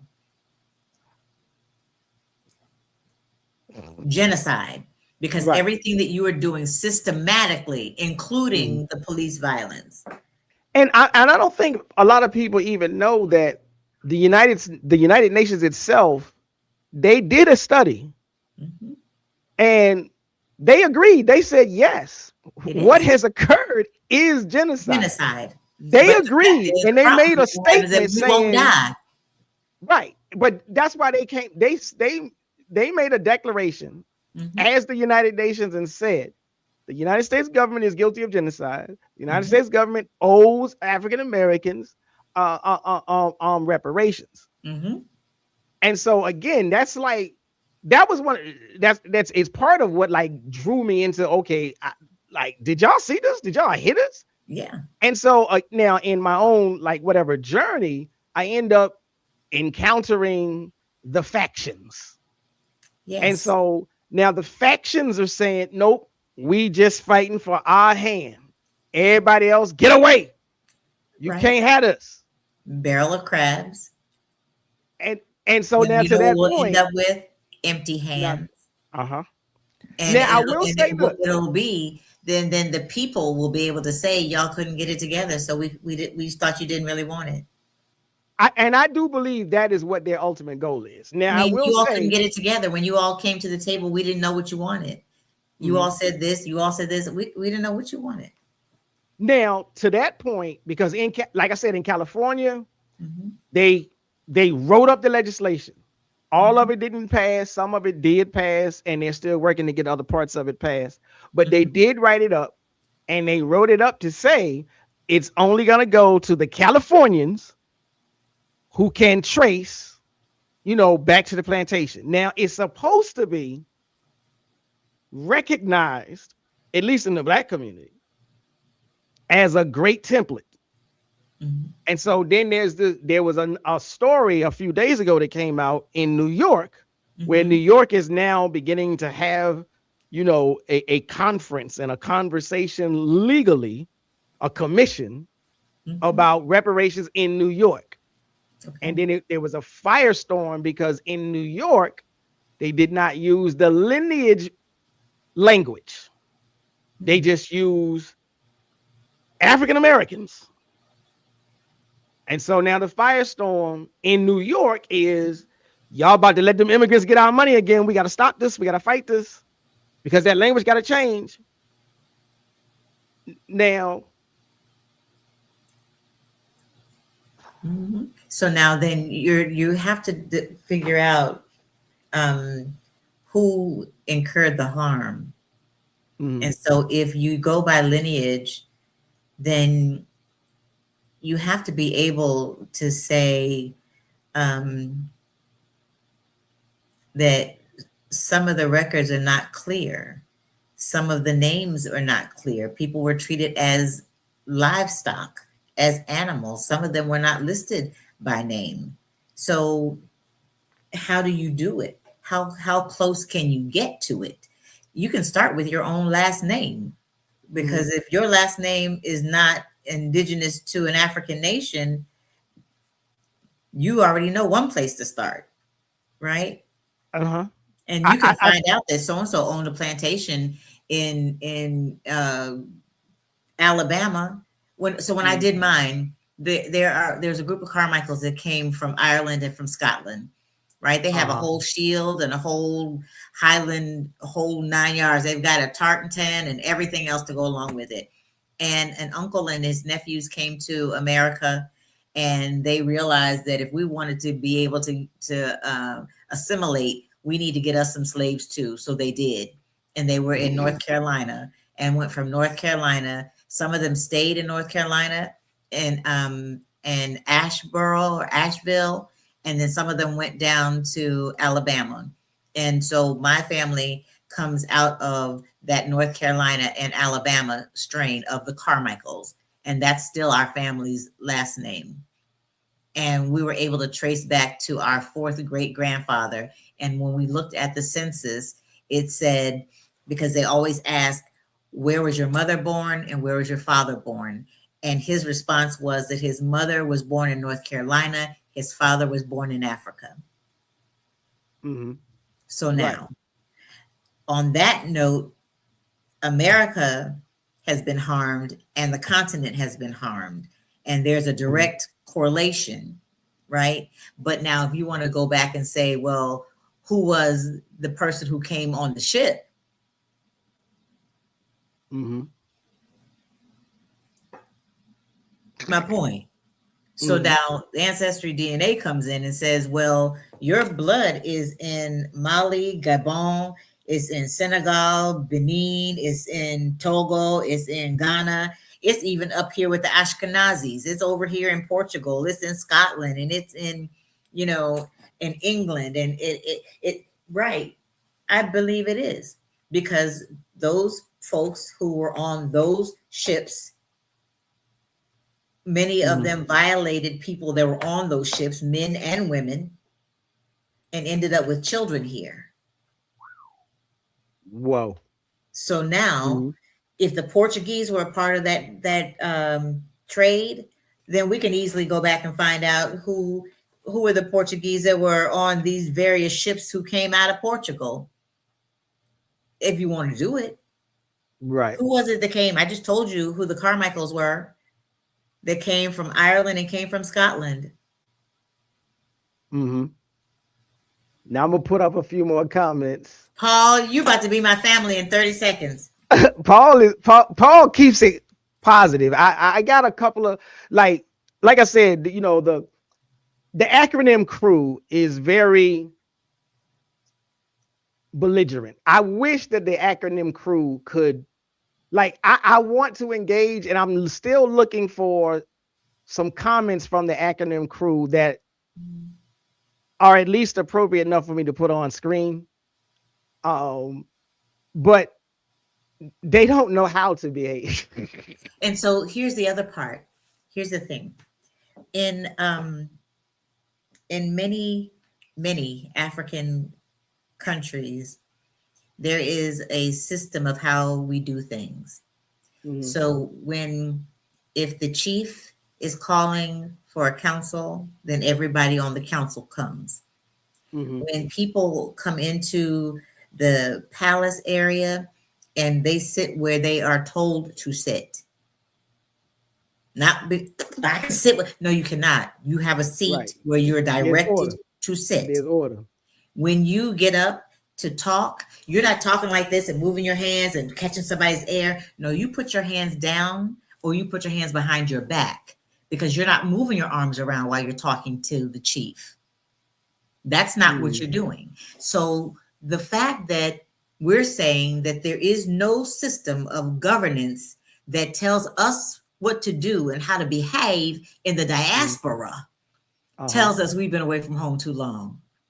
Far too long. So because, now, like, they are Americans. Because if you're African, you already know that the elders are essential and that we move when the elders say move. Right. And they don't, like, there's every wave of the acronym crew is, like I said, you know, it's the zeitgeist of it is to debilitate. And so they're even, who do you think is bankrolling their efforts? I say it all the time, and I've had some of them tell me that I am what I am saying they are, but I do believe that it is a de facto COINTELPRO operation going on. They've gotten to the point now where they're saying we don't need no elders, we don't respect no elders. And why? Because the respected elders in the, like, let's say if let's say there's a so-called conscious community, so that, you know, so there's these a lot of the respected elders in the conscious community either have already said or have come back out and started saying, look, you know, Pan-Africanism is not dead. We are still Pan-Africanists. I do still side with everybody that wants reparations to be lineage-based, but that's a different thing than from what Pan-Africanism is. And they're saying, yep, well, You ain't with us, so you against us. Now, case in So point, go ahead. so I'm sorry, I keep cutting you off. I apologize. Go ahead. No, it's fine. I, the struggle comes when you say things like the elders aren't any good and that we don't behold to elders, then you don't Mhm, behold to ancestors. So then if you're not family, mhm, then that should really disqualify you from the conversation. But Pan-Africanism doesn't allow for you to be disqualified because you're family. mhm. Does that make sense? There's Just because you it don't does honor the elders don't mean that they are not worthy of honor. What that means is that you are out of order. right. Now it makes sense to me. It Mhm. doesn't make sense to the acronym crew. I want to say the younger people that have attached themselves or now believe in the acronyms. And so now this is at least, a respectful way to present what is a form of disrespect. And Mhm. so Killmonger, my hero, 1169 says, love our elders, but they're the past. Just like Pan-Africanism. Mhm. The elders that's worth anything did a great job, but they didn't specify ethnicity like the rest of the diaspora. Now we get it. Now Well, this is I like a linchpin, uh-huh. and then they I, launch other things. mhm. Oh, go ahead. I understand. And my question would be, who are your elders? Who are the ones that you give sway to? Who are the ones who have authority with you? And if it's nobody, you're out of order, because order has just that. It has a structure, Mhm, it has a hierarchical structure. And there are elders. Dr. Jeremiah A. Wright Jr. is an elder, and he was mhm, also installed as a chief. mhm. Dr. Carruthers, that I just mentioned to you, is an elder, and she also was installed as a queen mother of development. And But see, so they Wade Noble, they they he is reject right. And so the they're thing is, rejecting anybody. yeah, If but any elder that you say mhm, has anything in mhm, any way, if they have a connection to something on that continent, mhm. that ain't no elder. Okay, then that means that they are taking themselves out of the family, not being put out of the family, right? Mhm, So if Pan-Africanism, it does not separate us from being who we are, right? If you have that one drop of black blood, if you are black, and if this is a part of your history and you identify as being black, this is mhm, our issue around the world. We have been mistreated around the world, disenfranchised around the world. It's a worldwide issue. mhm. Now, again, Killmonger says, love my mama to death, but I'm gonna be honest, she still think like a Pan-Africanist, and she still vote Democrat. Okay. She isn't the future. Now, if I can feel this way about my mom, y'all know I take no prisoner. Right. And so what I say to Killmonger, my hero, 1169, Uh-huh. is um, we honor your mother tonight, and we honor her legacy. We honor who she is and who she is in Pan Africanism. If she is an elder for us, and her wisdom still matters to us today. And so we want to hear what the wisdom of the elders brings, because we know what the energy and the spirit of the young can bring, but it has Hmm. to be tempered with wisdom.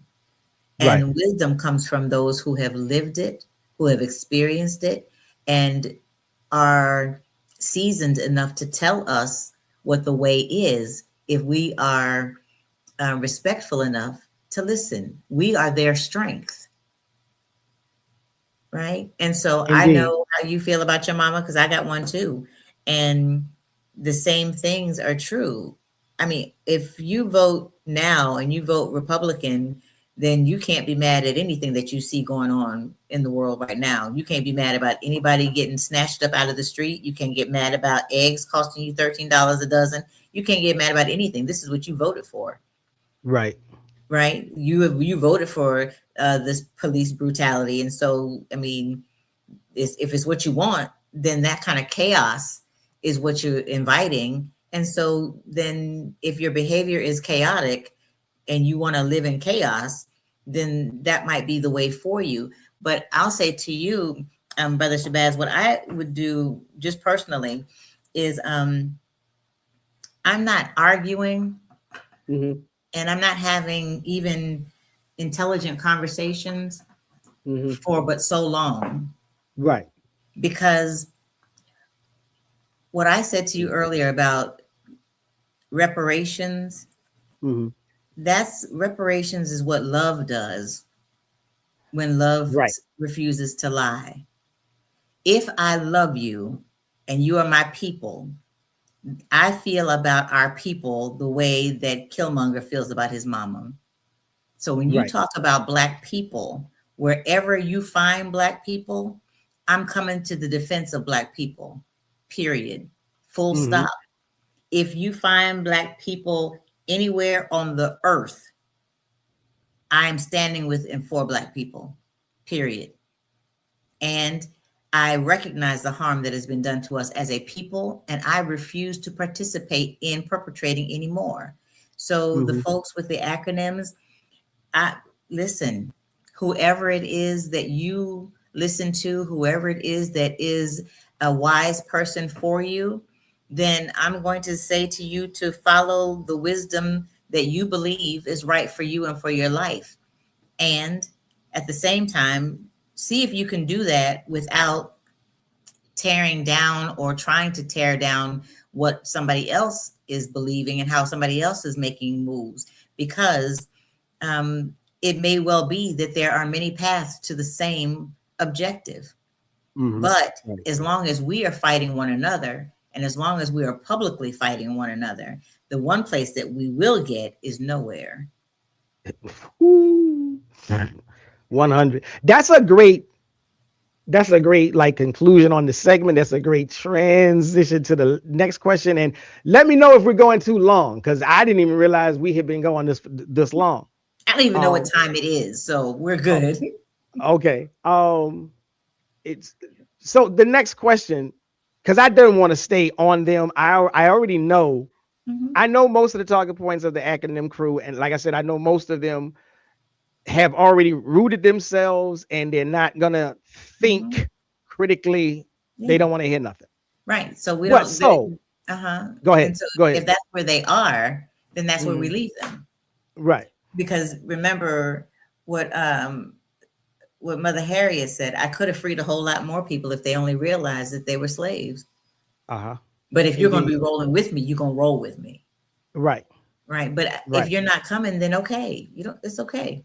Because Exactly. we have different faith traditions. We're not a monolith. We're Right. individual. Think what you want. Don't hurt me Mhm. in what you do.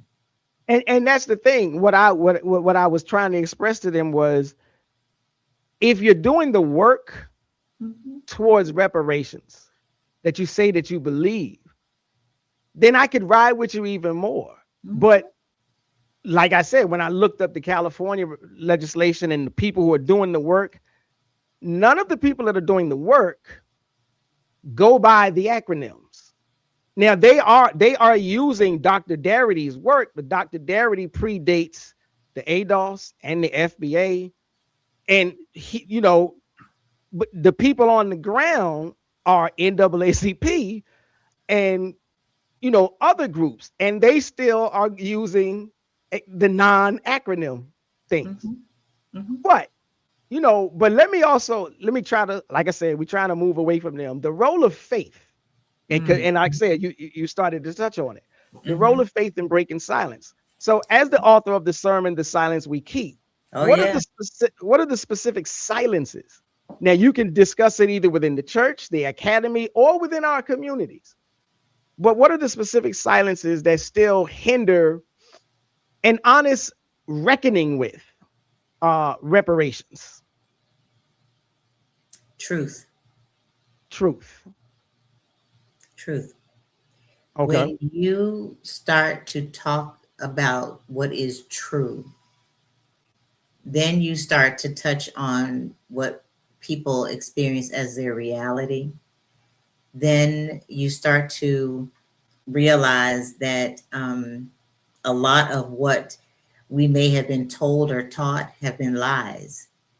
So then you have to reckon with who lied to me and what did they lie about and why did they lie about that?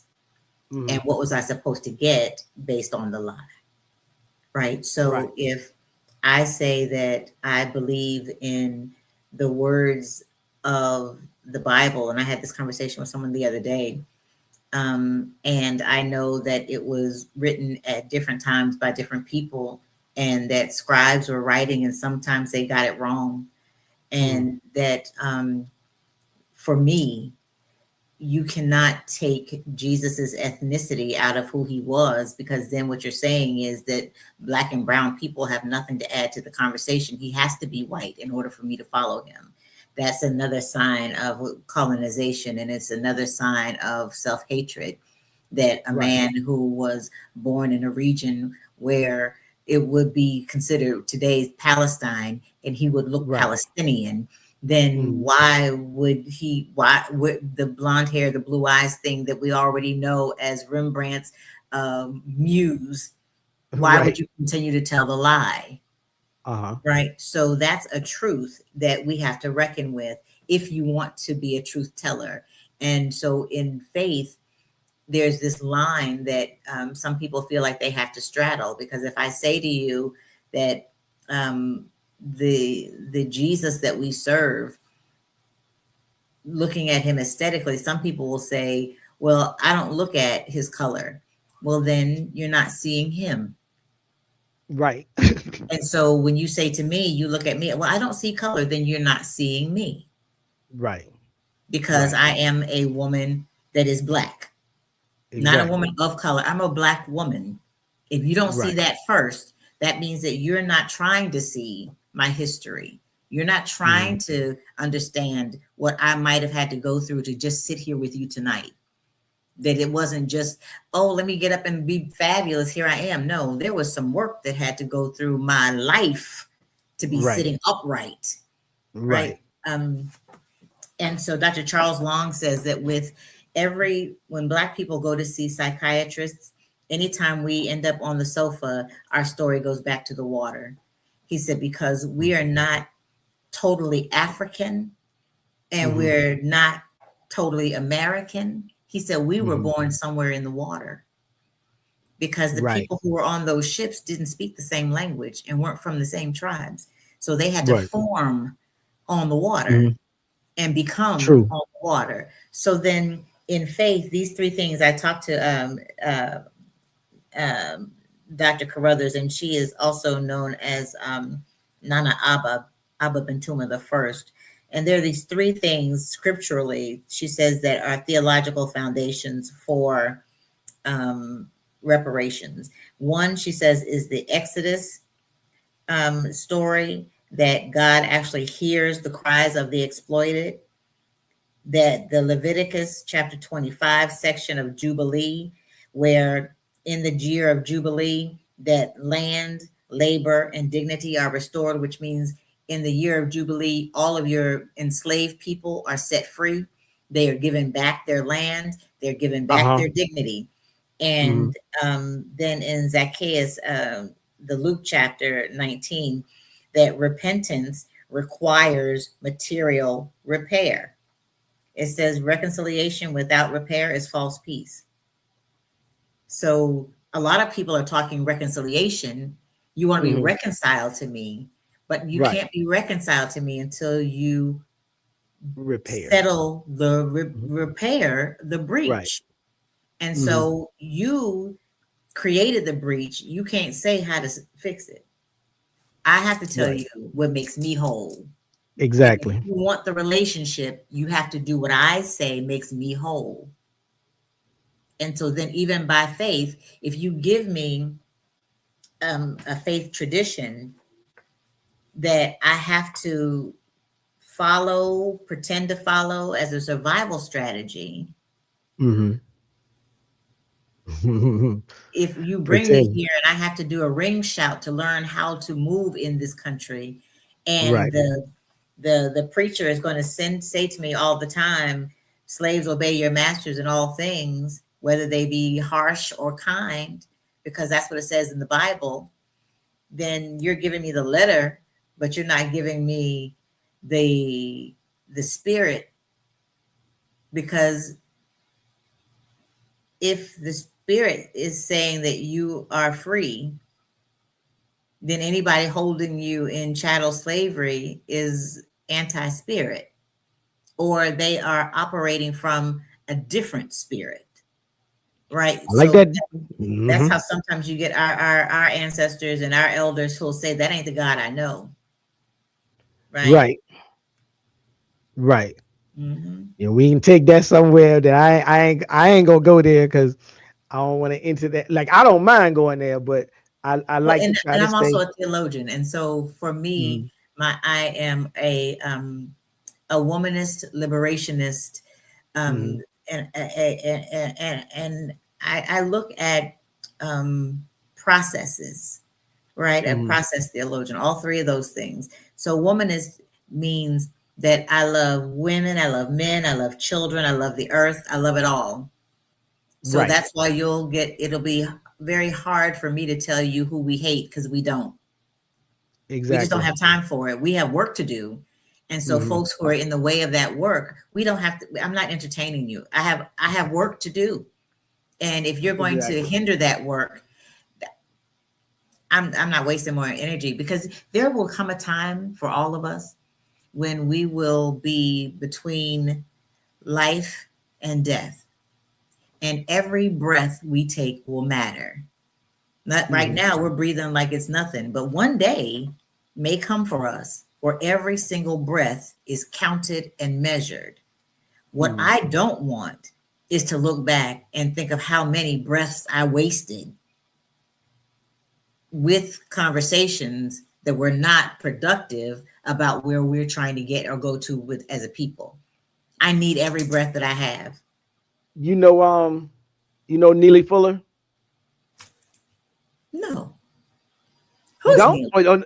Oh, okay, okay, okay. The only reason I brought it up is because that's part of the reason. Like I try to do these types of topics and these types of shows, Mhm. and I was watching another channel. And it was I'm loath to bring him up again, but it was an acronym person, and he was being challenged as to what are the rules, what are the parameters, what are the principles that you're trying to say that you guys are going to go by. And the brother said, we go by Neely Fuller's compensatory code. And I was just like, you do know, he says all conversations that are not rooted and squared in Pan-Africanism is a waste of time. You recognize that, right? So when you just say that, even though I don't know who that is, you know Uh-huh. from what I said, I'm also Pan African. Exactly. And that's why it was like it's one of the reasons why it's so hard for me, you know, anytime you deal, especially online, anytime you deal with reparations, like I said, you get a lot of the proper YouTube etiquette is the YT people. They come and like I have this one guy, I forget his handle, but every time I do a video on reparations, he comes with 3 pages Mm-hmm. of notes that he posts on the page. Mm-hmm. All the reason why you ain't supposed to be getting no reparations. Delete him. And I have. And Mm-hmm. then, like I said, and then the acronym crew comes over and Delete they them. want 2 and 3 pages of Delete why them. we get it and they don't, and they don't, and they don't, and they don't. That's not this conversation. If this is a Right. conversation that you don't get, if it's a Mm-hmm. conversation that you don't support, if it's a conversation you have no interest in learning more about, then this is not the page for you. It's not the channel for you. And if you are in full support of another way of being, another way of doing things, go do that there. But not come. You can't come to my house and show out and think you're going to keep come back to my house, right? Exactly. That's not what this is. And we have entered into, a couple of years ago, I said this phrase about this culture of mean. When we started showing mean television shows, right? Any one of the housewives shows, call them whatever you want, mean. Because what you're doing out in the street, yelling, screaming, and that's not cute. It's not sexy. It is disrespectful to yourself. It is disrespectful to our people. And it is a shame, a whole shame. And you ought to be ashamed. And that sometimes is our problem. We don't have the mechanism to be shamed anymore. Do you remember that scene in Django where inside the plantation, they had these Black men who were fighting each other, and they were fighting to the death? Yes. So when you're having conversations with the people that you call the Acronym people, there are other people who are tuning in to watch you all fight to the death. Because at the end, I still keep my money, because whoever I bet on, y'all ain't going nowhere. And you're not getting anything. So I'm keeping all mine in my pocket. Right. And then, I mean, that's just how that's going to go. I'm going to keep all my money, and I'm just going to watch you all beat each other into the ground, because what we have discovered, the WYT people, what we've discovered is there's some things that we just going to agree on. And one of those things could be, we just don't like you. And that's enough to keep us solid. Right. And all they got to do is recognize that they are the least numbered people on the planet. But we can control all of you. As long as we keep y'all fighting. Yeah. You will kill each other. We don't even have to be in the room. And then we'll just come in and we will get the spoils. That's all. Indeed. Right? That is exactly. We'll come in and get the spoils. And so then the next 40-year generation is going to keep coming back and saying, like the Fred Sanford show, I want my daddy's records. And you have nothing to show for it. So what I'm suggesting, what I'm recommending, and this is for all people, because I'll be honest with you, there are some people who are surprised when they do their ancestral searches and find out actually who their family is. And every interracial relationship was not based on a violation. Some were that were not, if they involved people who were not enslaved, then they were oftentimes consensual, and they built families. And so even then, the complexities are that we are so inextricably tied. Many blessings to you, Joel, John. We're inextricably tied, right? I have an aunt who's one of my favorite aunts. Her name is Kelly. And she is a white woman who has Black children and Black grandchildren. She was married to my uncle.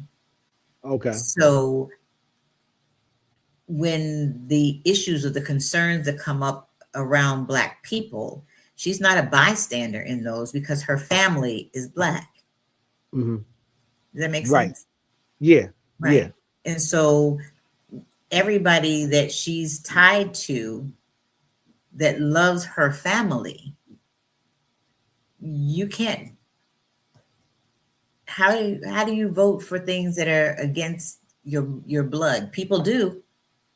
Some people do. Well, they do it all. They do it all the time. MAGA crowd, the MAGA crowd do it all the time. But now watch this. We're just like them, because while some of them are arguing with their family members who we might say they're on the right side of the conversation, we're having conversations with our family publicly, where we're Right. not on the same page, and Right. anybody watching can see, oh, they're not on the same page, so we can do whatever we want. Right.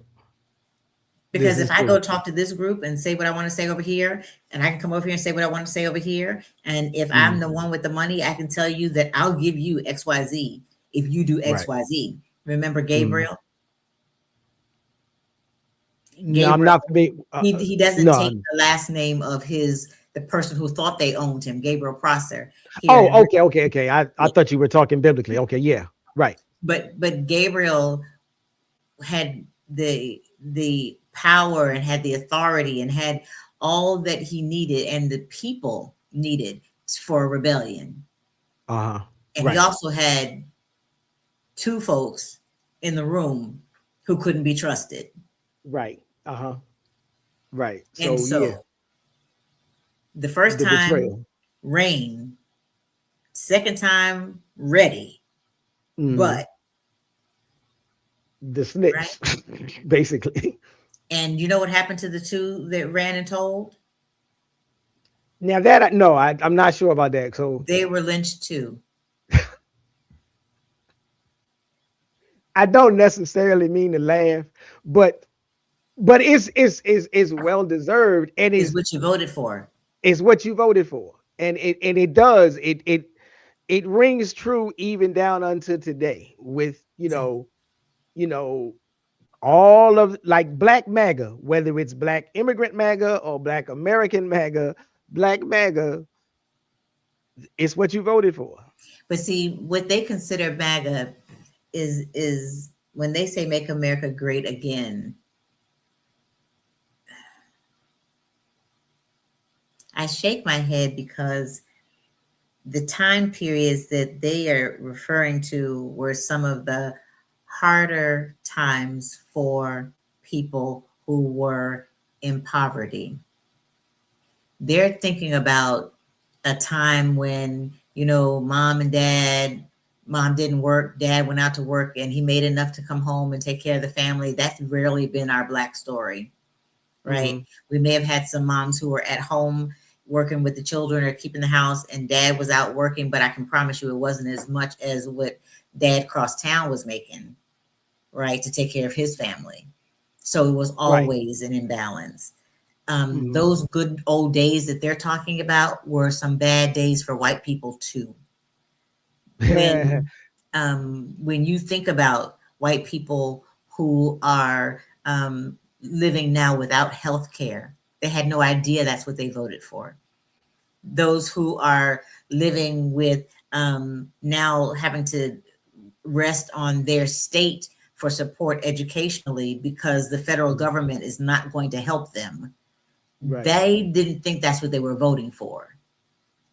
Indeed, exactly. It is, like for instance, I know with social media culture, we like to have these FAFO moments. I'm not sure if you know what that acronym I do. means. Oh, you know that? Yeah, Okay, cool, great.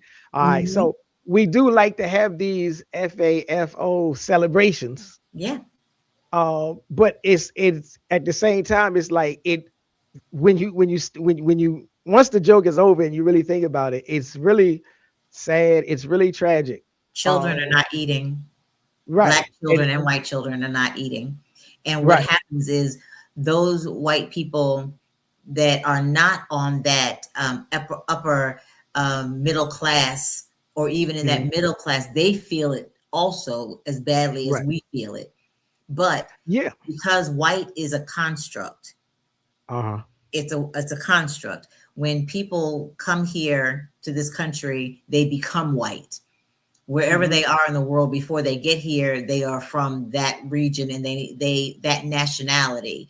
In order to, when they come here and become white, regardless of what the color of their skin is, they take on a mindset that says assimilate so that I can appear to be just like the rest of you. Well, when you say that to white people who are below the poverty line, that might be angry at any Black person that looks like they might be either on the poverty line or above the poverty line, is because the myth and the lie that they were sold is that you are better than any Black person, regardless of what that person's stature is. And now you're realizing that oodles of noodles really are 10 packs for $10. Right. You need them to be 10 packs for $1. Right. And you may not be able to drink the water in your faucet either. Right. So this can be a great equalizer. So now if you want to talk reparations from this level, we're at the same level. Okay. Now, if you want to level up, level everybody up. Right. Right. Okay. Because this administration, I'm just going to go ahead and say it. This particular leader of the nation doesn't care about anybody but himself at all. This is painfully true. This is painfully true. They don't believe it. My grandmother would say they don't believe the fat meat is greasy, but it is. It is. This is true. Right. Right. And we're going to continue to FA and FO until he sells the country to Russia. It's almost there. He gonna do it before his 4 years is up, because he thinks somebody named Putin might pardon him. You know? But you understand what I'm saying? So even his slogan of "Make America Great Again," when you look at his history from an immigrant family, you look at his daily walk with having wives who've migrated here, which means that his children then are of mixed ancestry, right? So if you're rounding up people who are born outside of this country, you might need to turn around and go home and start clearing out your house. Yeah. And packing up your kids. Right? That would be called migrating. That would not be you being an immigrant anywhere else. Right? Right. But I digress. So yeah, I'm thinking that there's a place that we have to come to where even theologically, there's this term, it's called Black theopraxis. And theo, of course, is the theological part, and the other piece, the praxis, is what we do. So whatever is our faith practice, we have to live it out.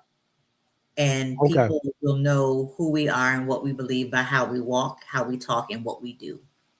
So if anybody takes anything away from tonight, I would again say, Salbona, we see you. We see all of you. And we honor you. And we honor your story. True, right? Indeed. Wherever you come from, we honor your story because we all have one. Right. And at the moment, ours is the story that ours, and you also notice too, there's a lot of work coming out from the indigenous population. I usually say the First Nation. That because they were here first. And I just heard the other day someone say that people that are coming here from Mexico, that they are not coming to America, they're coming home. Right. I have, and it's, again, now it's going to be very interesting because, well, there happens to be another acronym group. Of course there is.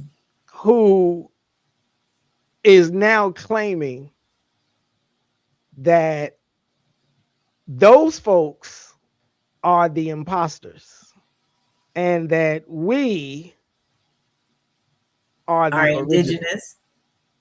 So just go get the DNA test and go see where you're from. They sworn off the DNA test. They don't trust the white man's science. So no. Go trust it. They don't trust the white man's science. So when I did the science. African ancestry, it told me that I was like 99.9% Akan. And when you go and you look at a map and it shows you all of the places in on the continent where my DNA is, my personal DNA is, if you lay that not over the colonized carved up images that we have of the continent, but lay it Right. over El Kebalan, Right. then you will see Then that you really all see. of that region is a Khan. Now, what company did you get yours from? So that one was African ancestry. And then I Okay. also Okay. did the ancestry DNA, because the ancestry DNA gives you public documents. So for Okay. I got example, it. mm-hmm, Go ahead. yeah, I'm typing it up because I'm like, uh-huh, I've done African ancestry yes, and I've done 23andMe, okay, and then I did ancestry.com. But ancestry I don't know if DNA. ancestry.com is different from ancestry DNA. Did you offer DNA when you did ancestry.com? Yeah, well, yeah, they sent the kit. I did the swab. Mm-hmm. So But now, now the reason I say it is uh-huh, if I put in ancestry DNA, mm-hmm, ancestry.com came up. okay. And so I'm like, well, So that when ancestry you DNA. log into it, does it show Uh-huh. you your map? Yeah. And does Yeah. it show you It who you're related to? I don't think I have seen um unless, well, maybe I'm not sure what you mean. I see, like, I'm looking at it now Mm-hmm. and I see your DNA report, ancestral regions, Mm-hmm. ancestral journeys. Mm-hmm. Now that part Um, right there, the journeys, remember we were talking about lineage? So right. if you look at a place on the continent and then Mhm, you look at the places of arrival that are near ports, if you click mhm. on one of those, it'll tell you when that DNA, when that person, when those people would have arrived there. Okay. I'm gonna have to So, do some.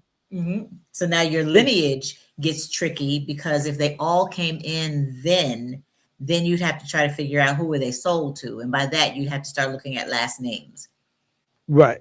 and Now, family I guess regions. for me, Mhm. for But now on me, that, you can also see your first, second, third, fourth cousins if they've ever taken this test.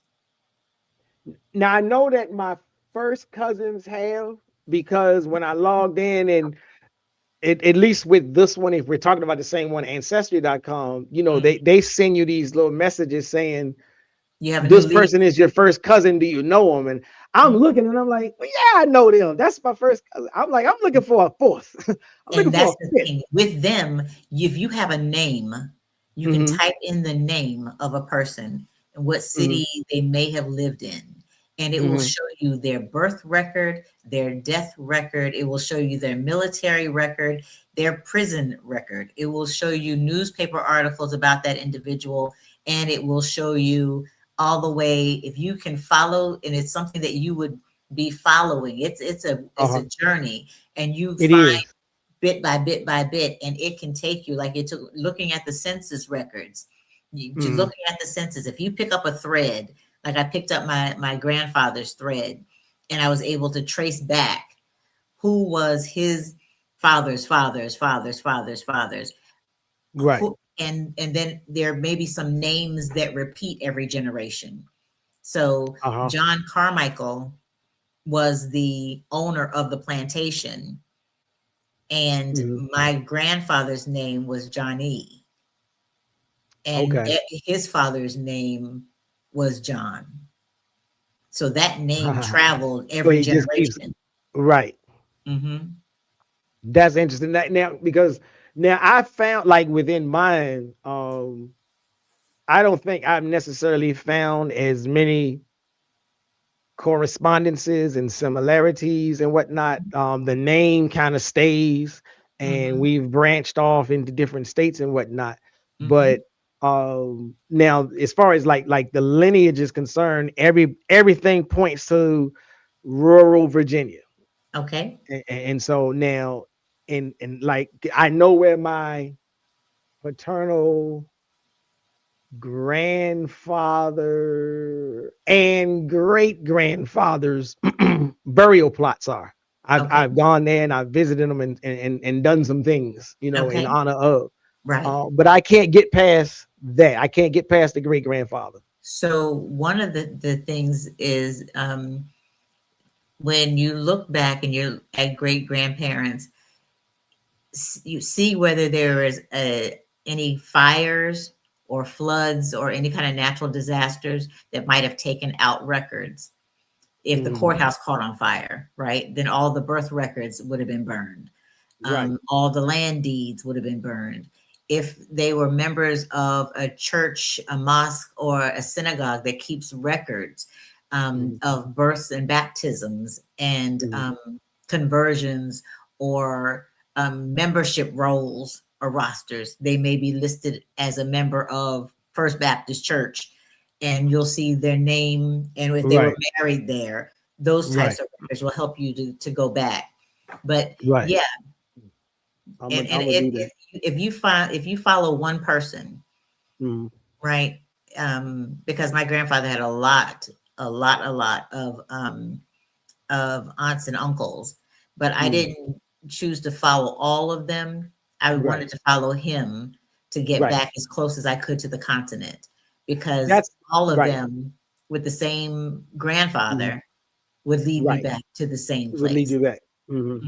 Yeah, that's been my goal and strategy. I just haven't, and they say there's a brick wall once you get to a certain generation, and then if you can't put your great grandfather on the plantation, you out of the line. Well, according to and the only thing that the only thing that makes me feel like, okay, well, I'm still in the running, if we're gonna put it that way, is because like I said, what I appreciate is that the people, like for instance in California, that are honestly working and writing it up, they're not listening to the acronym people. They're listening to Dr. Darity, and Dr. Darity does have, it's like with any word in the dictionary, it has the A meaning, the B meaning, the C meaning, the D meaning. So he's like the foremost authority on it, and he spent his career working on financial calculations, lineage determinations, and he is the brainchild. And so he has all of the stuff outside of folk who literally came, after the civil rights legislation was enacted. Everybody else is pretty much, you're almost a shoo-in. It's also one of the reasons why I think that the acronym crew is like a whole lot of hoopla over nothing, because most everything that they want is in the write-up. Now, the question is to whether or not it gets enacted. But so then that sounds like just being divisive, right? And so then I would say to you that our work is so important that anything and everything that comes as a distraction to pull you off of our work, like you would with a fly or a gnat. Honestly, I don't. My son said to me one time, "Mom, I get on these online debates with people about the scripture and da. I said, "Why is that?" I mean, why? Why are you having debates with people about what you believe? Right. And if they believe something differently, let them, because you weren't there when it was written either. So everything that you're doing is going by faith also. So right. So this is true. If you're going to follow the data, then who has the records? And let's go look at the records. Let's go see what they say. Right. And you'll find that a lot of times with the African ancestry, what they shared with us was that a lot of times Black men get upset because when you do your matrilineal line, it always goes to Africa, always. But when you do your paternal line, that's when you start getting those Europe, yeah. So when I did, because I saw some of that. When the I saw a couple of pieces. No. I'm like, I'm on my mama's side, I am 99.9%. Right. But now the ancestry now has it so that they're able to even splice your DNA, so that even if I couldn't do my father on the ancestry of the African ancestry because I didn't have anybody on my side of the family that was lined up with my father that could take the test. Right. And so, but the DNA ancestry was able, now they can show me, parcel out this much of your DNA from these regions come from your mother. This part comes from your father. And something that troubles a lot of people with that is that now people who had questions about who their parents were or didn't have questions, now they've got answers. Where's my check? No, I'm just messing. I'm just messing. That's real. That's real. It's so real talk it all is. day. It is what it is. So and so that comes back to the same kind of thing, right? If a child pops up and says, "Hey, look, DNA don't lie, blood don't lie. I'm right here. I'm with you. You my people." Right. It is what it is. I need to talk to you about 18 years of support. Right. And what I missed in 18 years of Christmases, 18 birthdays, of 21, 51 birthdays. I mean, what am I do? That's the same kind of question. Right. Right. You've done a harm. Right. There may need to be some repair. How do you want to do it? Exactly. So, well, I'm just typing something up real quick. We've had a very good conversation. I've enjoyed it. And I would love for you to come back anytime you want to come back. You can come back. We can extend the conversation and we can kick around some different topics and whatnot like that. I do really appreciate, and like I always appreciate anybody that watches the show and comments in the videos. I do have a harsh view towards the troll people, but I still appreciate them for expressing themselves. I wish that I could engage with the acronym people a little bit more if they ever decide to utilize the English language with respect. Then we could proceed from that. But other than that, if there's some people who are not. Oh, hold on. Not to do it. Now I said his name wrong last time. Babylon Dunn. Babylon Dunn. He's the whole time I have been here. Okay, that's great because I didn't see him in the chat, and he is he's a good supporter and he's respectful. I don't necessarily think that he always agrees with what I'm saying or whatever, but he is respectful, and that's my only issue there. But I say all of that to say, I have famously enjoyed this conversation, and I don't want it to go on, but for so long because I'm a talker. And like I did one of these with one of my cousins, and it was almost like, look, let's do this for an hour, and 3 hours later, he was like, Man. Well, I just want to say to you, Brother Shabazz, thank you for the invitation. Thank you for being so kind and so gracious. And I'm asking that every aspect of the divine blesses you and your family. Thank you. And this work that you're doing. I appreciate you and the dear lady that invited me. Please let me know. I said thank you. I will indeed.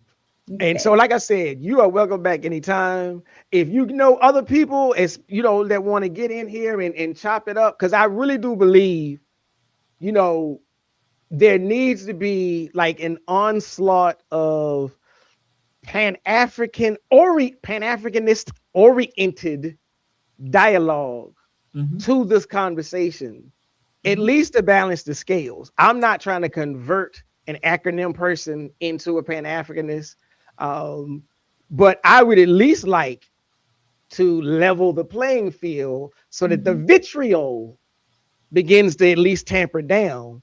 Everybody has a right to hold whatever position that they want. Sure. But if you can only hold your position by tearing other people down, you need a talking to.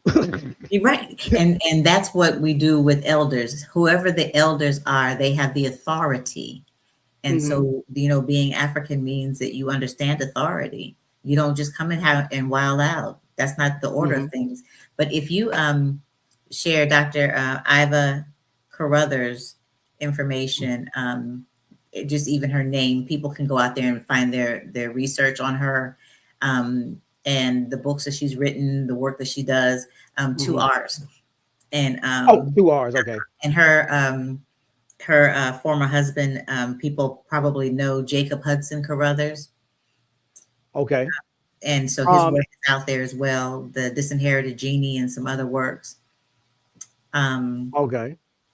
And what I'm going to do later or on another topic or whatever, I'm going to do my own research to pull up their information, and I will be sharing it and spreading it. And if somebody in the chat wanted to know, can they contact you directly? If you want that information out there, that's fine. If you don't, that's fine to me too. So if they want to contact me by way of your show, I think that's fantastic. Then if they can, and then we can talk and communicate. Okay. Because I don't like trolls either, not even accidentally. Right. Okay. So anybody listening, y'all know, just hit me up and, send me the questions or whatever. And then I will definitely get them forwarded. You can, I think I got an email sitting on my page somewhere. So check it out, or just drop a comment on the page and I will get at you. I will holler at you and we can chop it up and the information can definitely get there. Thank you again for having me, and all the best. Thank you. Thank you. Appreciate you. Have a good night. And Hotep. Peace out to everybody. Peace and blessings. Thank you.